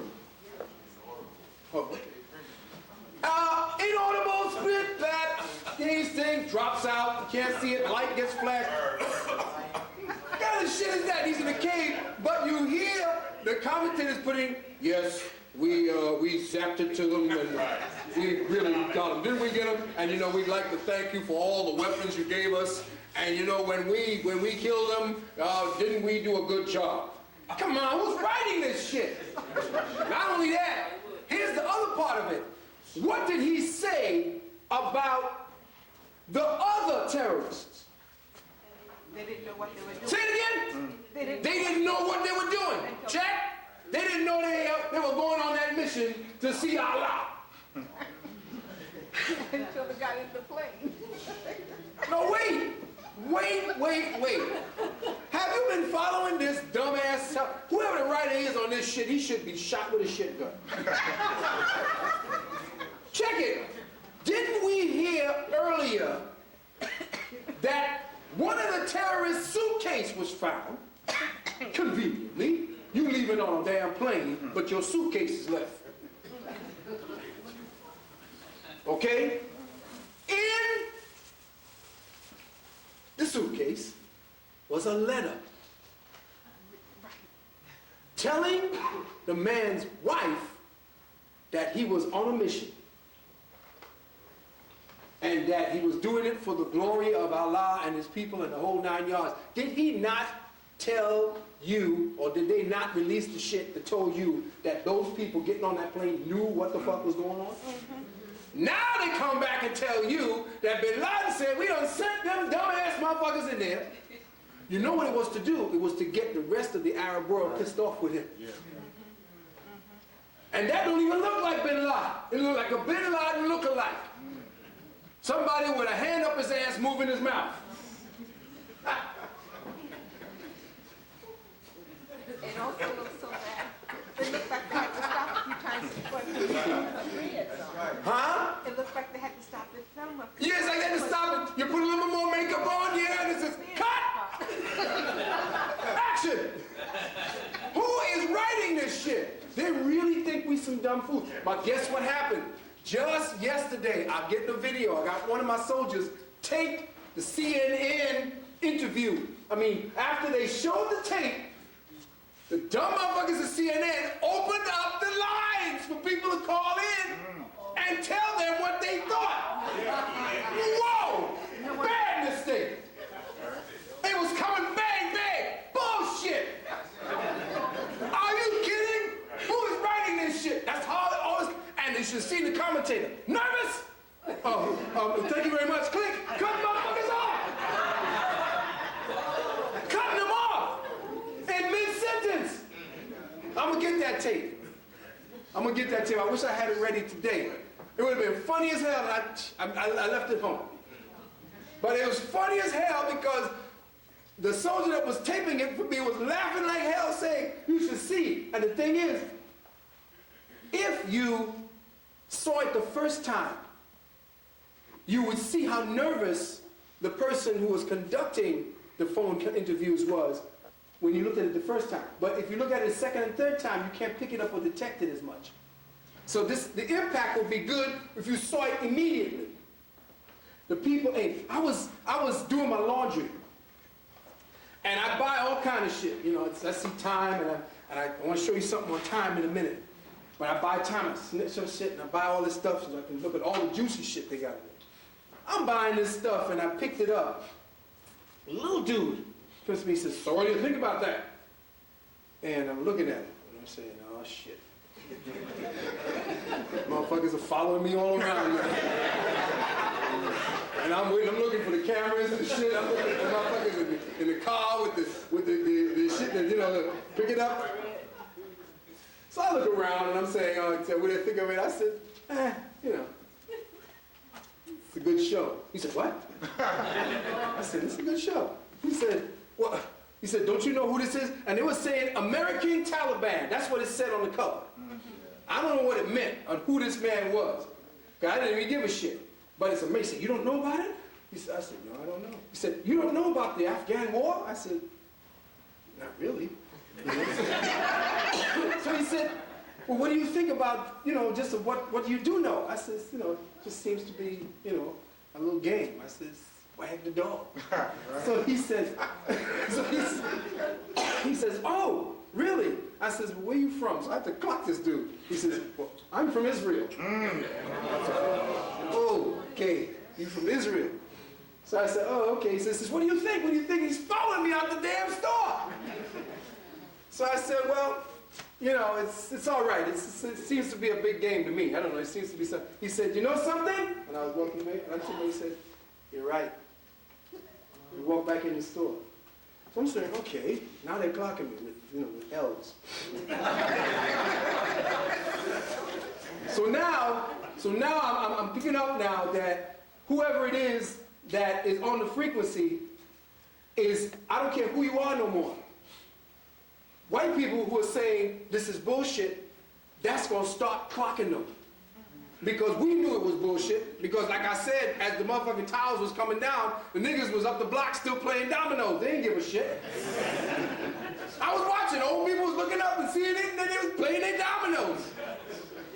Ain't nobody dropping a plane in the ghetto.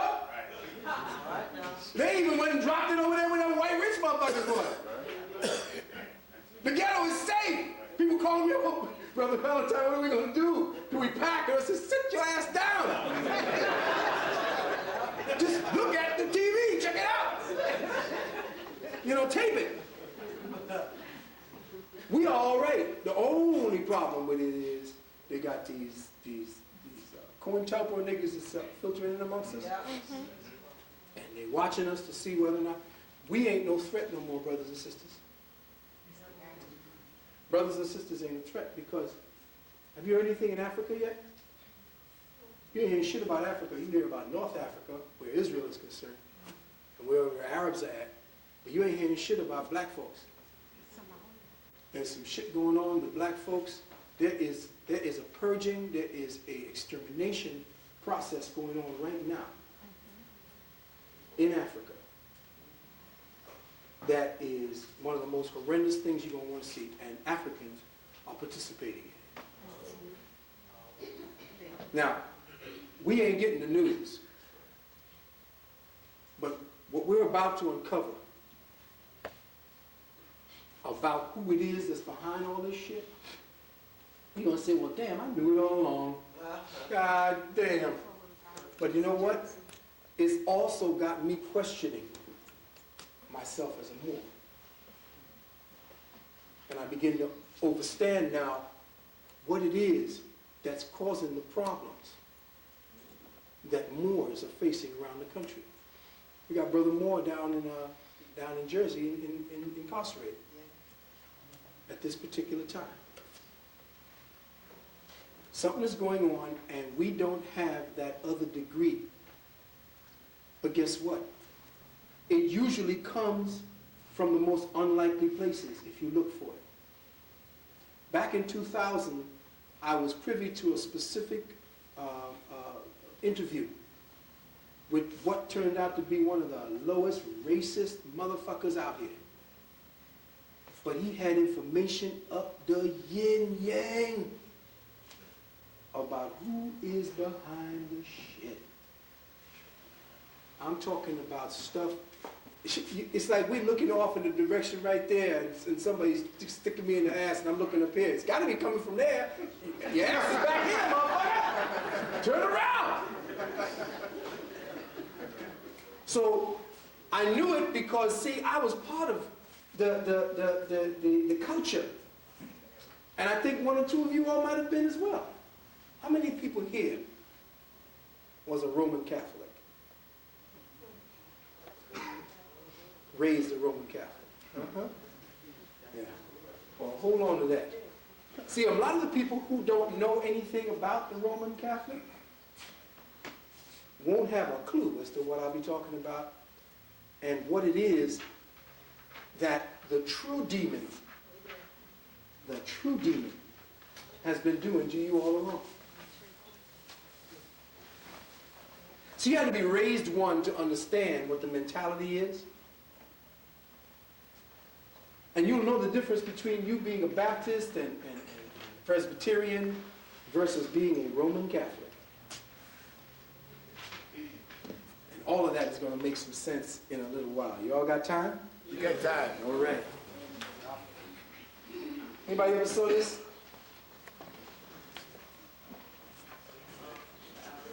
Yes. What was it? A special report. What is it called? Lifting the veil. Look who the Taliban women are. White women. Why were they so hell-bent on freeing the Taliban women? Because the Taliban women have green eyes and blonde hair. Oh, I didn't hear shit about the problems going on in Africa proper with my melanated sisters.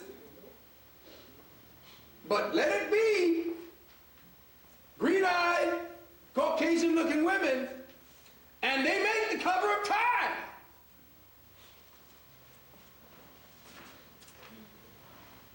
Check the other shot. Don't you just want to maybe just get down and build an altar to this face? What are you looking at? No, archetypal images. Mary. Why do you think they took a picture like this? You think that's an accident? It's not an accident. Wait till you find out who is behind the press that's being pushed on you so that you would be angry enough to send your young boys to die so that you could free these women from the shackles of slavery. Look at some of the shit that they're pushing on you. What does it say at the top? Now, could you imagine us going over here to Brooklyn and snatching up some of these Hasidic Jews and start cuffing off their clothes in their bed? Yet still, you're supposed to feel good about the fact that this motherfucker is going to go ahead and what? Tomorrow, I'm going to be shaving off my own beard. But here's the other insult that most people are not looking at. Look at this. You want to know what the Taliban were trying to fight? Huh? Do you think they would allow some shit like that with their women? But they can do that shit to you. They do it to the women here all the time.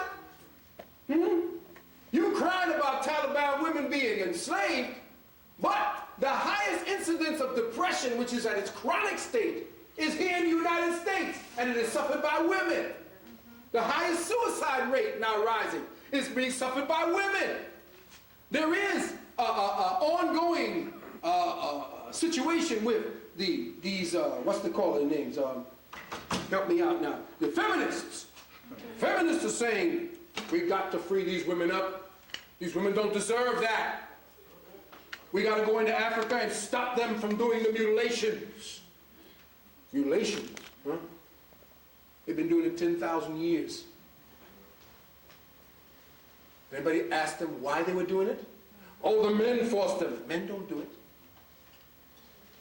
Women don't cut off the prepuce of the men, and the men don't cut off the clitoris of the women. Something happened, and nobody's investigating as to why our African genius peoples at the time started that ritual. But guess what? We say in our educated European finest universities that this is mutilation. Yet still they're going over there pushing against that, and the white women over here are performing something called prophylactic mastectomy. What's that? Cutting off the breast. What kind of breasts? Good. Healthy breasts. You got these crazy ass white women, at least 10,000 a year, cutting off good breasts. Why? Because the doctor told them you had an incidence of cancer in your line, and in order to protect yourself, that is one of the options. Now wait a minute. You got white women in New York going up to have appointments to cut off their tits. And they now probably gonna stand on a picket line to be pissed off at your culture because you do something you've been doing longer than them motherfucking knuckle draggers have been standing upright.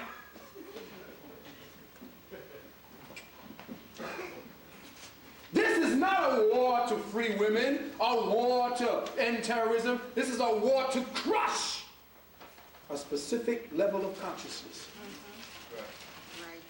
And they are using the worst examples of those people to get you to use your blanket approval to wipe out any and everything. Remember, he said this war is going on and on and on, and we don't know where we're going to find terrorism. We're just going to go looking for it. You're going to find something too. Oh, you look something long enough, you're going to find it. Right. So now you see in the Time magazine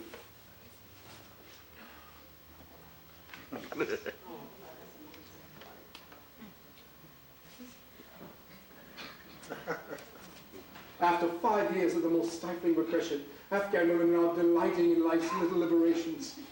Now I see the sunlight. Unveiled women sing and dance in Kabul. We can see the sun. Most women are still waiting and wearing their veils. Why?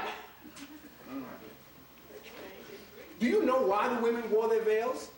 Were anybody here at my thing when I told you about reason for the archetypal use of the veil? Well, why? Why did your asses... Wearing the veil ain't had shit to do with Islam. Let me say that again to the sisters. Wearing a veil had nothing to do with Islam. Is a AD religion. You were wearing veils BC, before the confusion.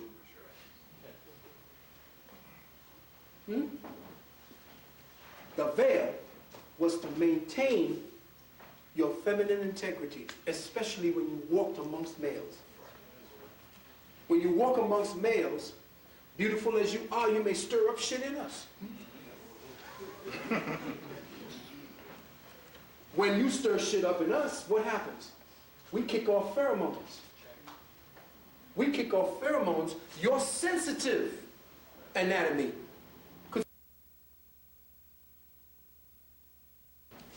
By just even smelling another man's pheromones. You can start ovulating amongst a whole troop of men. That's why the women stayed away from the men. That's why married women, based upon their own physiologies being mixed with their husbands, could not be in the presence of too many men. Only the older women after the time of their abilities to have children. This was not repression. This was instinct. This was higher instinct of the women. But the women start acting like these crazy white women, these knuckle draggers who were having their menstrual cycles every day a month, which was not what your ancestors did. Go check the records. You had your menstrual cycle, if you did, maybe once, twice, most 3 times a year. Now you're bleeding like the white woman. But of course, I'm wrong because that must be a chauvinist argument. I've read that men are afraid of women. It's power when they're bleeding. Power? How many women can honestly? I want my Timberlands. You know, I want my Jordans. You don't know what you want because they tell you what you want. The Wounded Wound, that's right. My book hopefully will be ready by March. Women's Month. It's called The Wounded Wound. The Wounded Wound. And look at this. They couldn't wait. I bet you they went all over Afghan to see if they could find somebody shaving off their beard. Paid them, probably, yeah. Gave him some money to shave the shit off. In Afghan in central Kabul, Afghan shaves off his beard for the first time in 5 years. Aren't you feeling happy from him? Not really. And here's the other part of it. Are you ready for this shit? Yeah. Check how it keeps coming. Oh, don't you just feel good for these white women now? We have saved white, pristine, pure, feminine pulchritude, delivered from evil. How 2 American women escaped the Taliban. Delivered from evil. These wenches was up there trying to change the women into Christianity. Right. That's what their asses was in jail for teaching the women Christianity and trying to get them to what? Convert. Yeah, true. They should have done a Waco on it.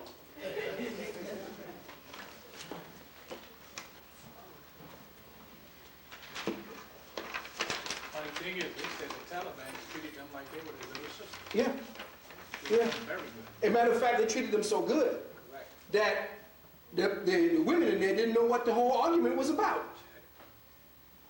Thank you. Forgot that point. Women said, rescue? Rescue for what? Ladies and gentlemen, at this point I'm going to take a break.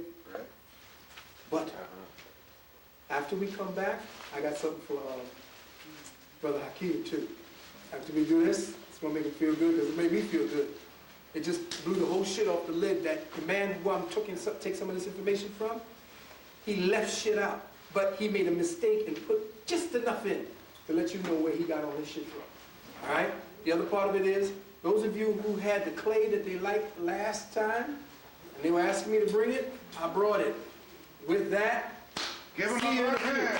Phil Valentine. Check out the vendors in the back.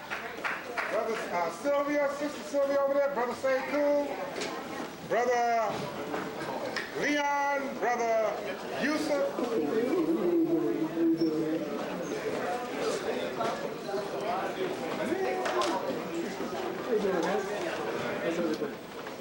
Good, good. Here, after this. Baba. This is my son. I mean, one. Yeah. Exactly, because my father. I introduced him in a minute. D, brother. Right. So, okay. As well. Thank you very much. So I reiterate, how many people want to see me that way? Okay, one sister. Any other sisters want to join? Reason why I'm saying that is because you know the kind of teacher I am. Everybody comes here to get their dose of masochistic handing outs. I am not one of your motley coddling teachers. I teach with fire and brimstone. So if you hear me talking certain circumstances, probably if you've been here before, you know that I have all my love for my sisters. It's nonsense if you believe that I hate or dislike or have problems with my sisters. I want that to be very clear. And I want to make sure you understand that what I said in the last section, I would like to be very clear at this very point and make sure that you know I meant every damn word that I said. So I just wanted to let you know that you know, all my love goes out for my sisters. And if any of the sisters who disagree with what I'm saying after the investigations I've done, and if you've done investigations and you feel that we can debate on the situation, like, I guess advanced sentient entities, then I'm all open for it. You know, I've always asked for an open floor, or at least somebody to go tete-a-tete with me. I don't run from anything or anyone. So if I can learn, you know I'm ready. But anyway, I want to preface part 2 by saying that we are in an extremely perilous time. And as brother was saying, especially for brothers like myself and sisters like myself, but more especially for people like yourselves, because now you all are thinking on a whole other paradigm frequency. And your very presence make people look at you differently. And it is those slight differences that is going to either have you survive, or if you misuse your own energy and your powers, could cause you to meet your demise. Each one of us have already clocked the time that we're going to punch out. So there's no sense fearing death. Death is the biggest illusion. Just like what you participate in that you call life, everything is us playing back and forth these roles. So if you're going to choose to take on eyes, ears, nose, a throat, a voice box, a vagina or a penis, a temple that walks around and is sentient, make sure you're doing something with it. Like Reverend Al said when I went to Dr. John Henry Clark's going home ceremony, he said, the hardest thing for a minister to do is to talk at the funeral of a no-account Negro. Because if he ain't did shit, what you gonna say about him? Most of the times you're gonna have to lie. So what I am asking you all is that, as my brother said, it was perilous, yeah, but once you get to a point where you know what you're doing is correct, there's a conviction that automatically makes you know that you're already protected because you've been assigned, you've taken on the task, and you're going to move forward with it. So I have no fear, though I am not going to be stupid with it and go out there beating my chest and, stand on top of the Empire State Building and wait for some planes to take me out. I'm not playing Kong here because that ain't me. What I am going to do is to use the word and my presence to try to effect a change. And that's what I want each one of my brothers and sisters here today to be about. If you're not coming here for us to sit together so that we can reason and build so that you can make a difference, then what we're doing essentially is just jerking off with one another. And this is not what I'm about. This is going to be very difficult for us to kind of process, because with the amount of information that there is no way I can encapsulate it within the short time I have. So everything I have done is to nutshell what I did have so that you could get a quick sample of what you have to do now to dig out the rest of the information. This is what this is about. It's about opening up avenues and doors just enough for you to get your foot in and then kick it in the rest of the way. That's all it's about. So with that, I'm going to begin a journey that's maybe not going to be, as fascinating to some, or maybe is not going to be as, oh my God, there's no fireworks involved. But you see, we have been quietly being mind-fucked and killed off and destroyed. And we've been looking for an enemy based upon what was given to us as the enemy. And because we've been given this enemy, we were told, fight that. But sometimes now you got to step back off of your leadership and find out who is leading you, what is the agenda of the individual personally, what is his or her history, where has he told you to go, where has she shown you to go. Stop for a moment and to begin to look and to take stock of what you have to invest in order to get something out of it. So, from this point on, I'm going to be reading and every now and then going back to the thing for reference. Okay? The last time you remember, I began to a point that we ran out of time in the other place. And I wanted to begin with how it is we became caught up in this game. And I spoke about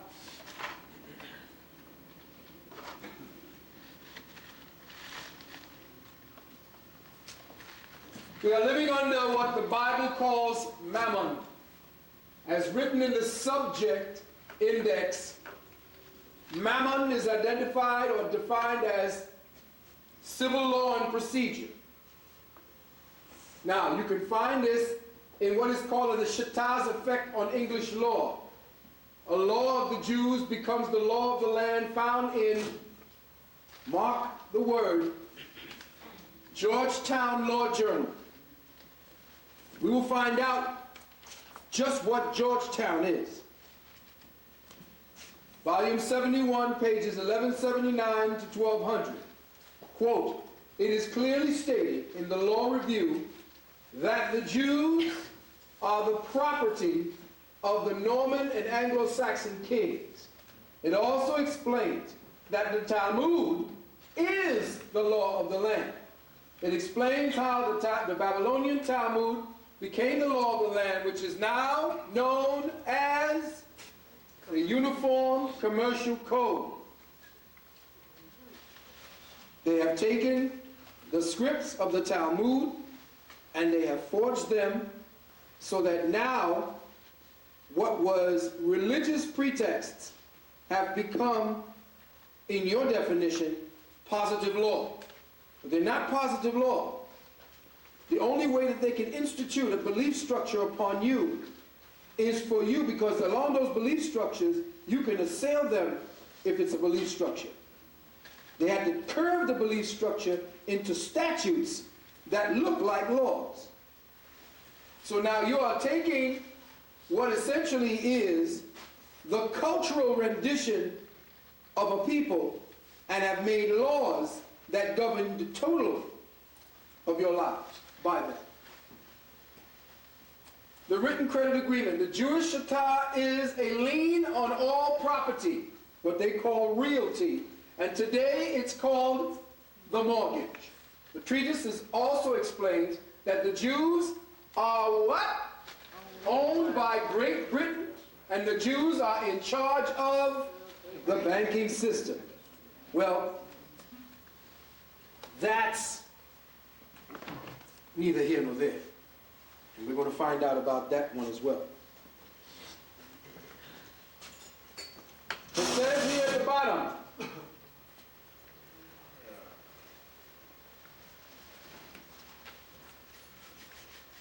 Because you're not a party to the contract, contract being the Constitution of the United States, because you are not a party of the contract, you cannot sue a government official for not adhering to a contract that you are not a party to.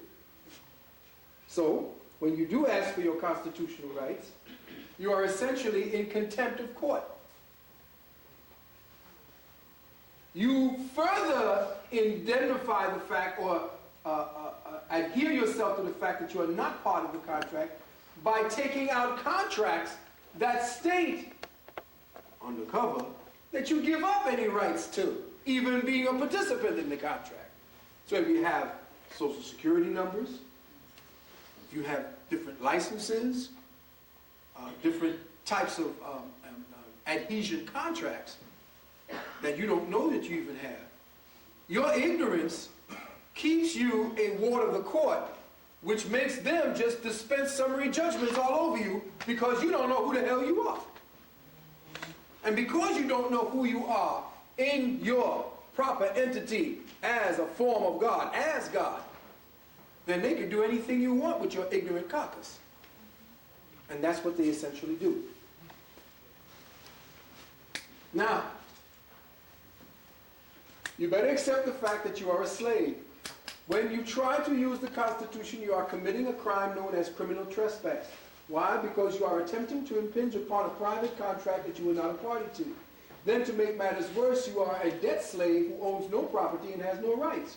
You are a mere user of the master's property. Here are just a couple of examples. The primary control and custody of an infant is with the government. Tillman versus Roberts. Did you hear what I just said? The primary control and custody of an infant is with the government. Go to the site, Tillman v. Roberts, 108 South 62. Listen to this one. Marriage is a civil contract to which there are three parties, the husband, the wife, and? State. Oh, did you know that the state was in there rocking with y'all? Yes. And that's Van Coten versus Van Coten. The ultimate ownership of all property is in the state. Individual so-called ownership is only by virtue of government, i.e. law amounting to mere user. The use must be in accordance with law and subordinate to the necessity of the state. Do you know we fought this shit for 6 years and kicked their ass with it? I had my home for a while. But you couldn't go in with the procedures that a lawyer would give you because they kick your ass. A lawyer don't come in there to help you. He comes in there to preserve the shit that the court is going to do so he can get his piece. You own no property because you're a slave. Really, you are worse off than a slave because you are also a debtor. The right of traffic or of the transmission of property as an absolute inalienable right is one which has, what? Never existed since governments were instituted. So I don't give who you are. If you say that you are not part of the government state, then you're part of a king or a sovereignty. And even the word sovereignty means that if you're a king in your own proper person, unless you can actually claim the land and defend it, it still ain't yours. It's one that never existed and never can exist under government. Great Britain to this day collects taxes from American people. The IRS is not an agency of the United States government. All taxpayers have an individual master file which is in code. By using IRS publication 6209, which is over 400 pages, there is a blocking series which shows the taxpayer the type of tax that is being paid.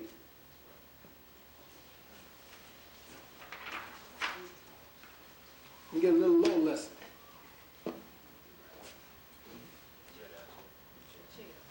No, it's fine, thanks. Appreciate it. Next page. I told you that as of 1996, or was it 97, that Queen Elizabeth has signed the papers as the one who controls your Social Security. Okay? She runs the Social Security in this country. Or she is given the task of managing it. You own nothing that your labor has never produced. That is what this is about. You own nothing that your labor has never produced. Federal Reserve notes, firms, nothing went into making these pieces of paper because they're worth nothing. They are promises to pay only. So you cannot, what is that? Not relinquish the debt. Discharge the debt. Good word. Your labor is measured in current debt credit money. You are allowed to retain a small portion of your labor so that you can have food, clothing, shelter, and most of all, what? Breed more slaves. Did you ever notice how many of the other slaves get upset if you try to retain your labor? You are called an extremist, terrorist, and sometimes even a free man. I told you to go back to Dune. And what were the name of the people who lived on Arrakis? Fremen. The Fremen. And what is that word? Stretched out. Freemen. Now is the word Arrakis in there? And again, I want you to look at the date and the numbers and the date that they said this occurred in that part of the universe. All right. When the truth of the matter is that you just don't want to be a slave. But you don't have the right to force others to be free. If they want to be a slave, that is entirely up to them. If they want to bow down and worship corporations, let them. The United States, Great Britain, and the Pope, listen carefully, people, and the Pope are not the problem. It is who? The other goddamn slaves. How many times have we heard that? Living right amongst us. We would be free if the wannabe slaves were gone. The United States, Great Britain, and the Pope would never even exist because no one would acknowledge them. I, for a matter of fact, think that those who are in power are also tired of the slaves. Think about it. Think about it. Because there's some boring ass, you know? All the slaves do is stand around and move like cattle. For free health care, free education, free housing, they beg those in power to disarm them. Please take my guns. I do agree that a slave should not have access to a firearm. Only a person who knows that he or she is free should have a gun. A slave should not have a gun. Why not? You don't know what to do with it.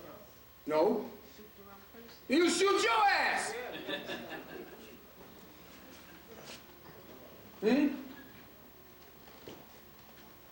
How can you disagree with the government passing out birth control? I hope the breeding of slaves stops or at least very soon slows down. I see we are cows. The IRS is company who milks the cows, and the United States Inc. is the veterinarian who takes care of the herd, and Great Britain is the owner of the farm in fee simple. The farm is held in allodium by the who? And now, ladies and germs, let us work our way into where it is that we have been overlooking in this equation for the longest period of time. I have not heard anybody, including all of the black, I'm talking about power structuring, ass-kicking organizations, have not yet come to task with this piece of information. Convinced that the principles of religion contribute most powerfully to keep what? Nations in a state of what? Which they owe to their princes. The high contracting parties declare it to be their intention to sustain in their respective states those measures which the clergy may adopt with the aim of ameliorating their interests so intimately connected with the preservation of the authority of the princes, and the contracting powers join in offering their thanks to the who? Pope, for what he has already done for them, and soliciting his consent, cooperation in their views of submitting the nations. Article 3, Treaty of Verona, which we're going to get into. Treaty of Verona, did you say? Oh, Treaty of Verona. Now, wait a minute. Why don't we just do this? Since you all are in your rapt attention, and we have the last of the last information, they mentioned the Treaty of Verona. So why don't we go to the Treaty of Verona? 64th Congress, take your notes.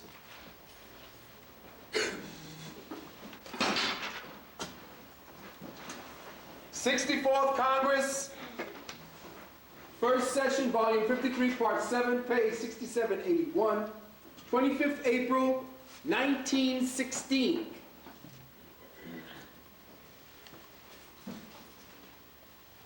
I wish to put into the record the secret Treaty of Verona, November 22nd. When did they kill Kennedy? November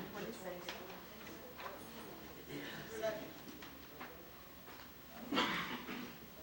History, history, history. Listen carefully.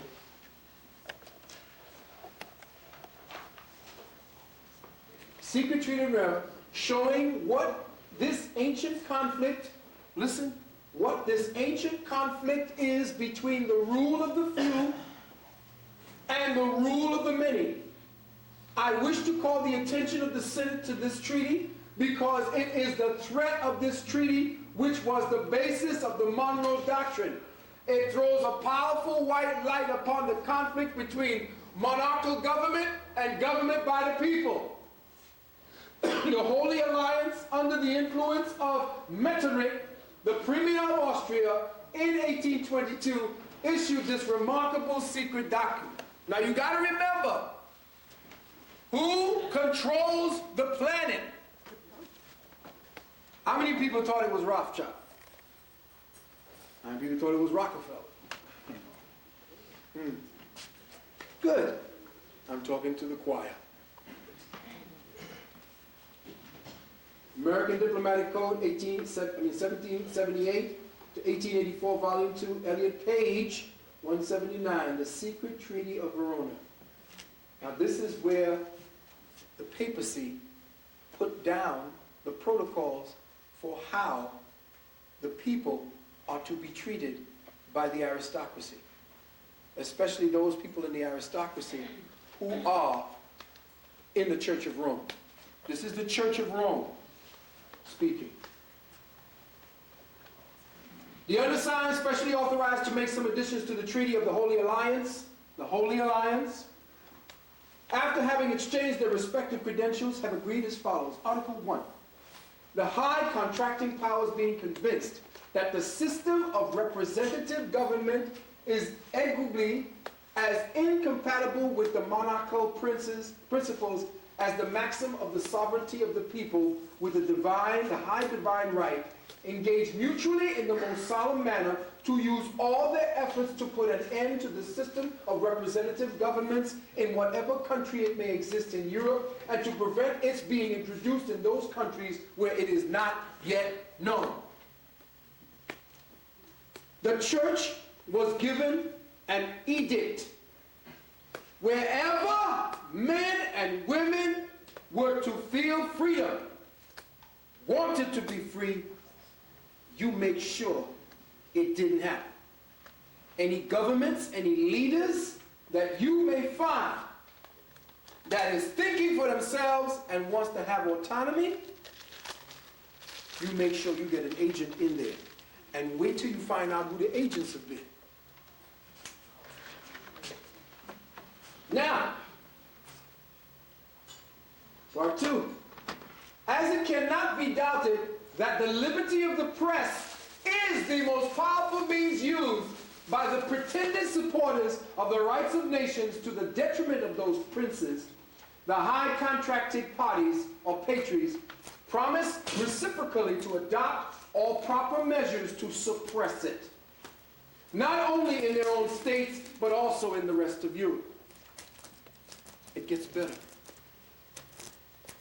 Convinced that the principles of religion contribute to the powerful, now check it. Didn't we just read that? Most powerfully, to keep the nations in the state of passive obedience, which they owe to their princes, the high contracting parties declare it to be their intention to sustain in their respective states those measures which the clergy may adopt with the aim of ameliorating their own interests so intimately connected with the preservation of the authority of the princes and contracting powers join in offering their thanks to the Pope for what he has already done for them and solicit his constant cooperation in their views of what? Submitting the nations. Now, this is very important not only because it is all related as everything you see 9/11 backwards, but from 9/11 onwards, everything is going to start falling into place. And the next parties, the next shit that's going to hit this country is all-out invasion. All right, we're going to lead up to that. All right? Article 4. The situation of Spain and Portugal unite unhappily all the circumstances to which this treaty has particular reference. The high contracting parties, in confining to France the care of putting an end to them, engaged to assist her in a manner which may the least compromit them with their own people and the people of France by means of a subsidy on the part of the two empires of 20 million of francs every year from the date of the signature of this treaty to the end of the war.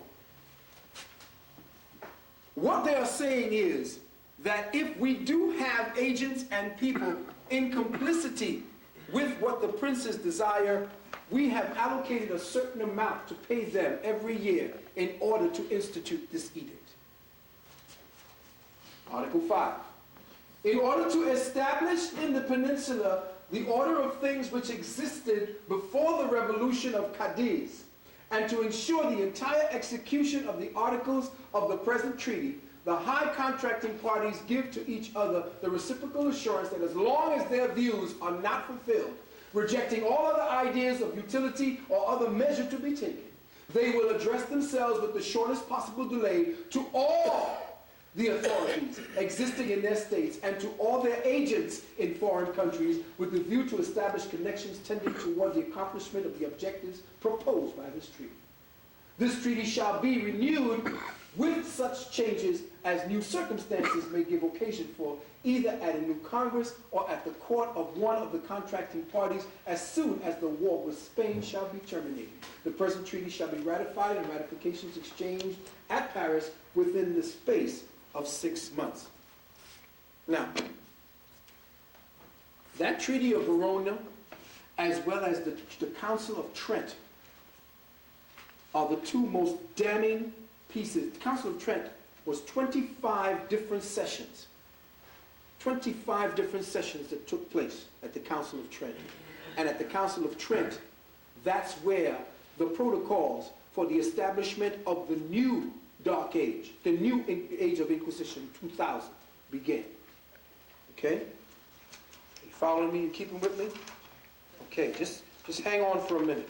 Now, what I wanted to do was to catch up with where we were around the Pope.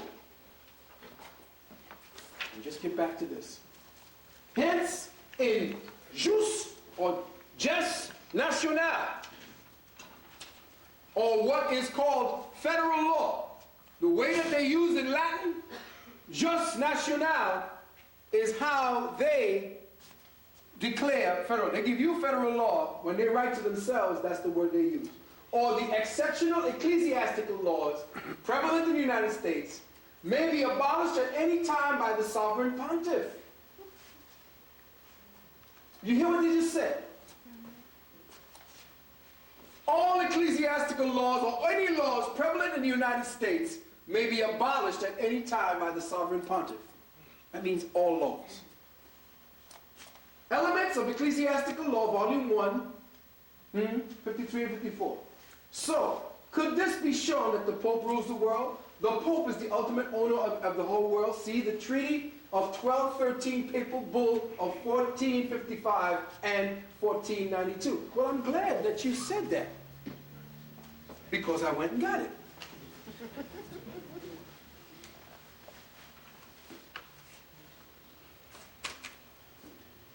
Papal bull. What was the papal bull called?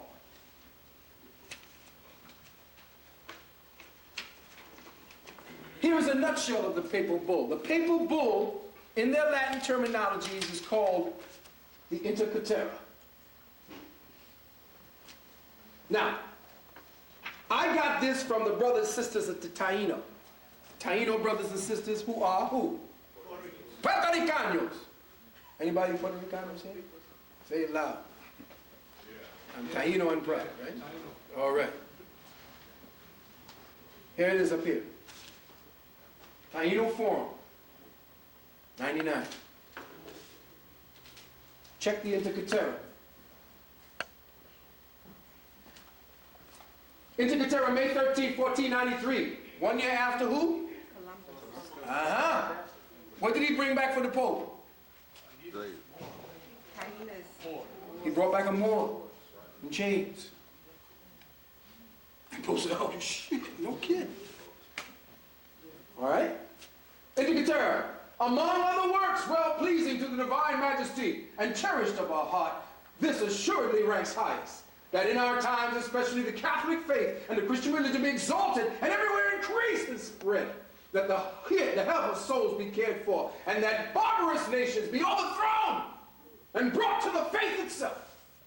Our beloved son Cristobal Colombo, sailing toward the Indians, discovered certain very remote islands and even mainlands. We, by the authority of all who? Almighty God. What the fuck is you? By the authority of Almighty God? Listen to these sick motherfuckers you're dealing with now, today. Do give, grant, and assign forever. What does he say?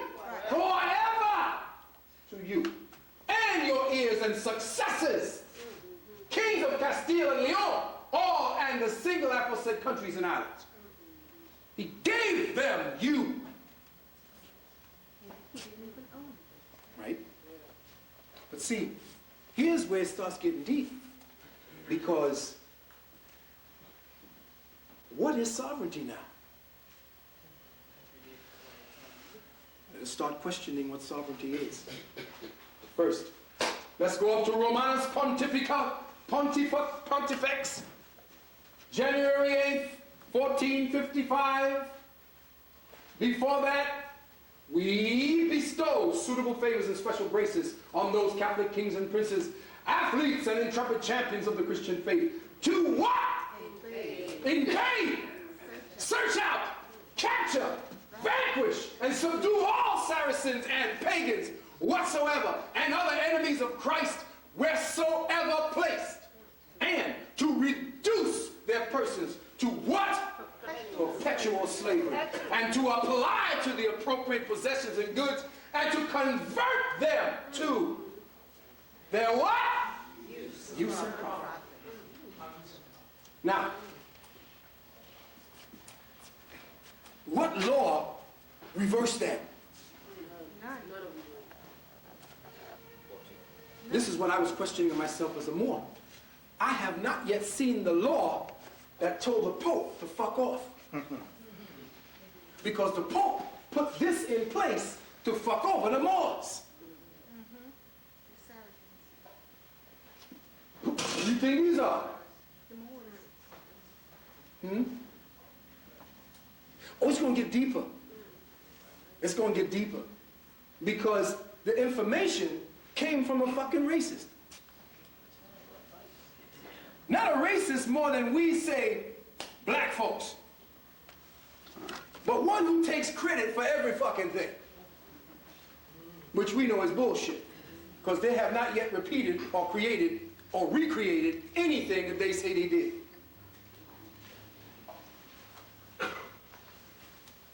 Now, what I'm going to do is I'm going to put the Intercatera that was actually put together by and instituted by this man. And I'm going to show you who he was.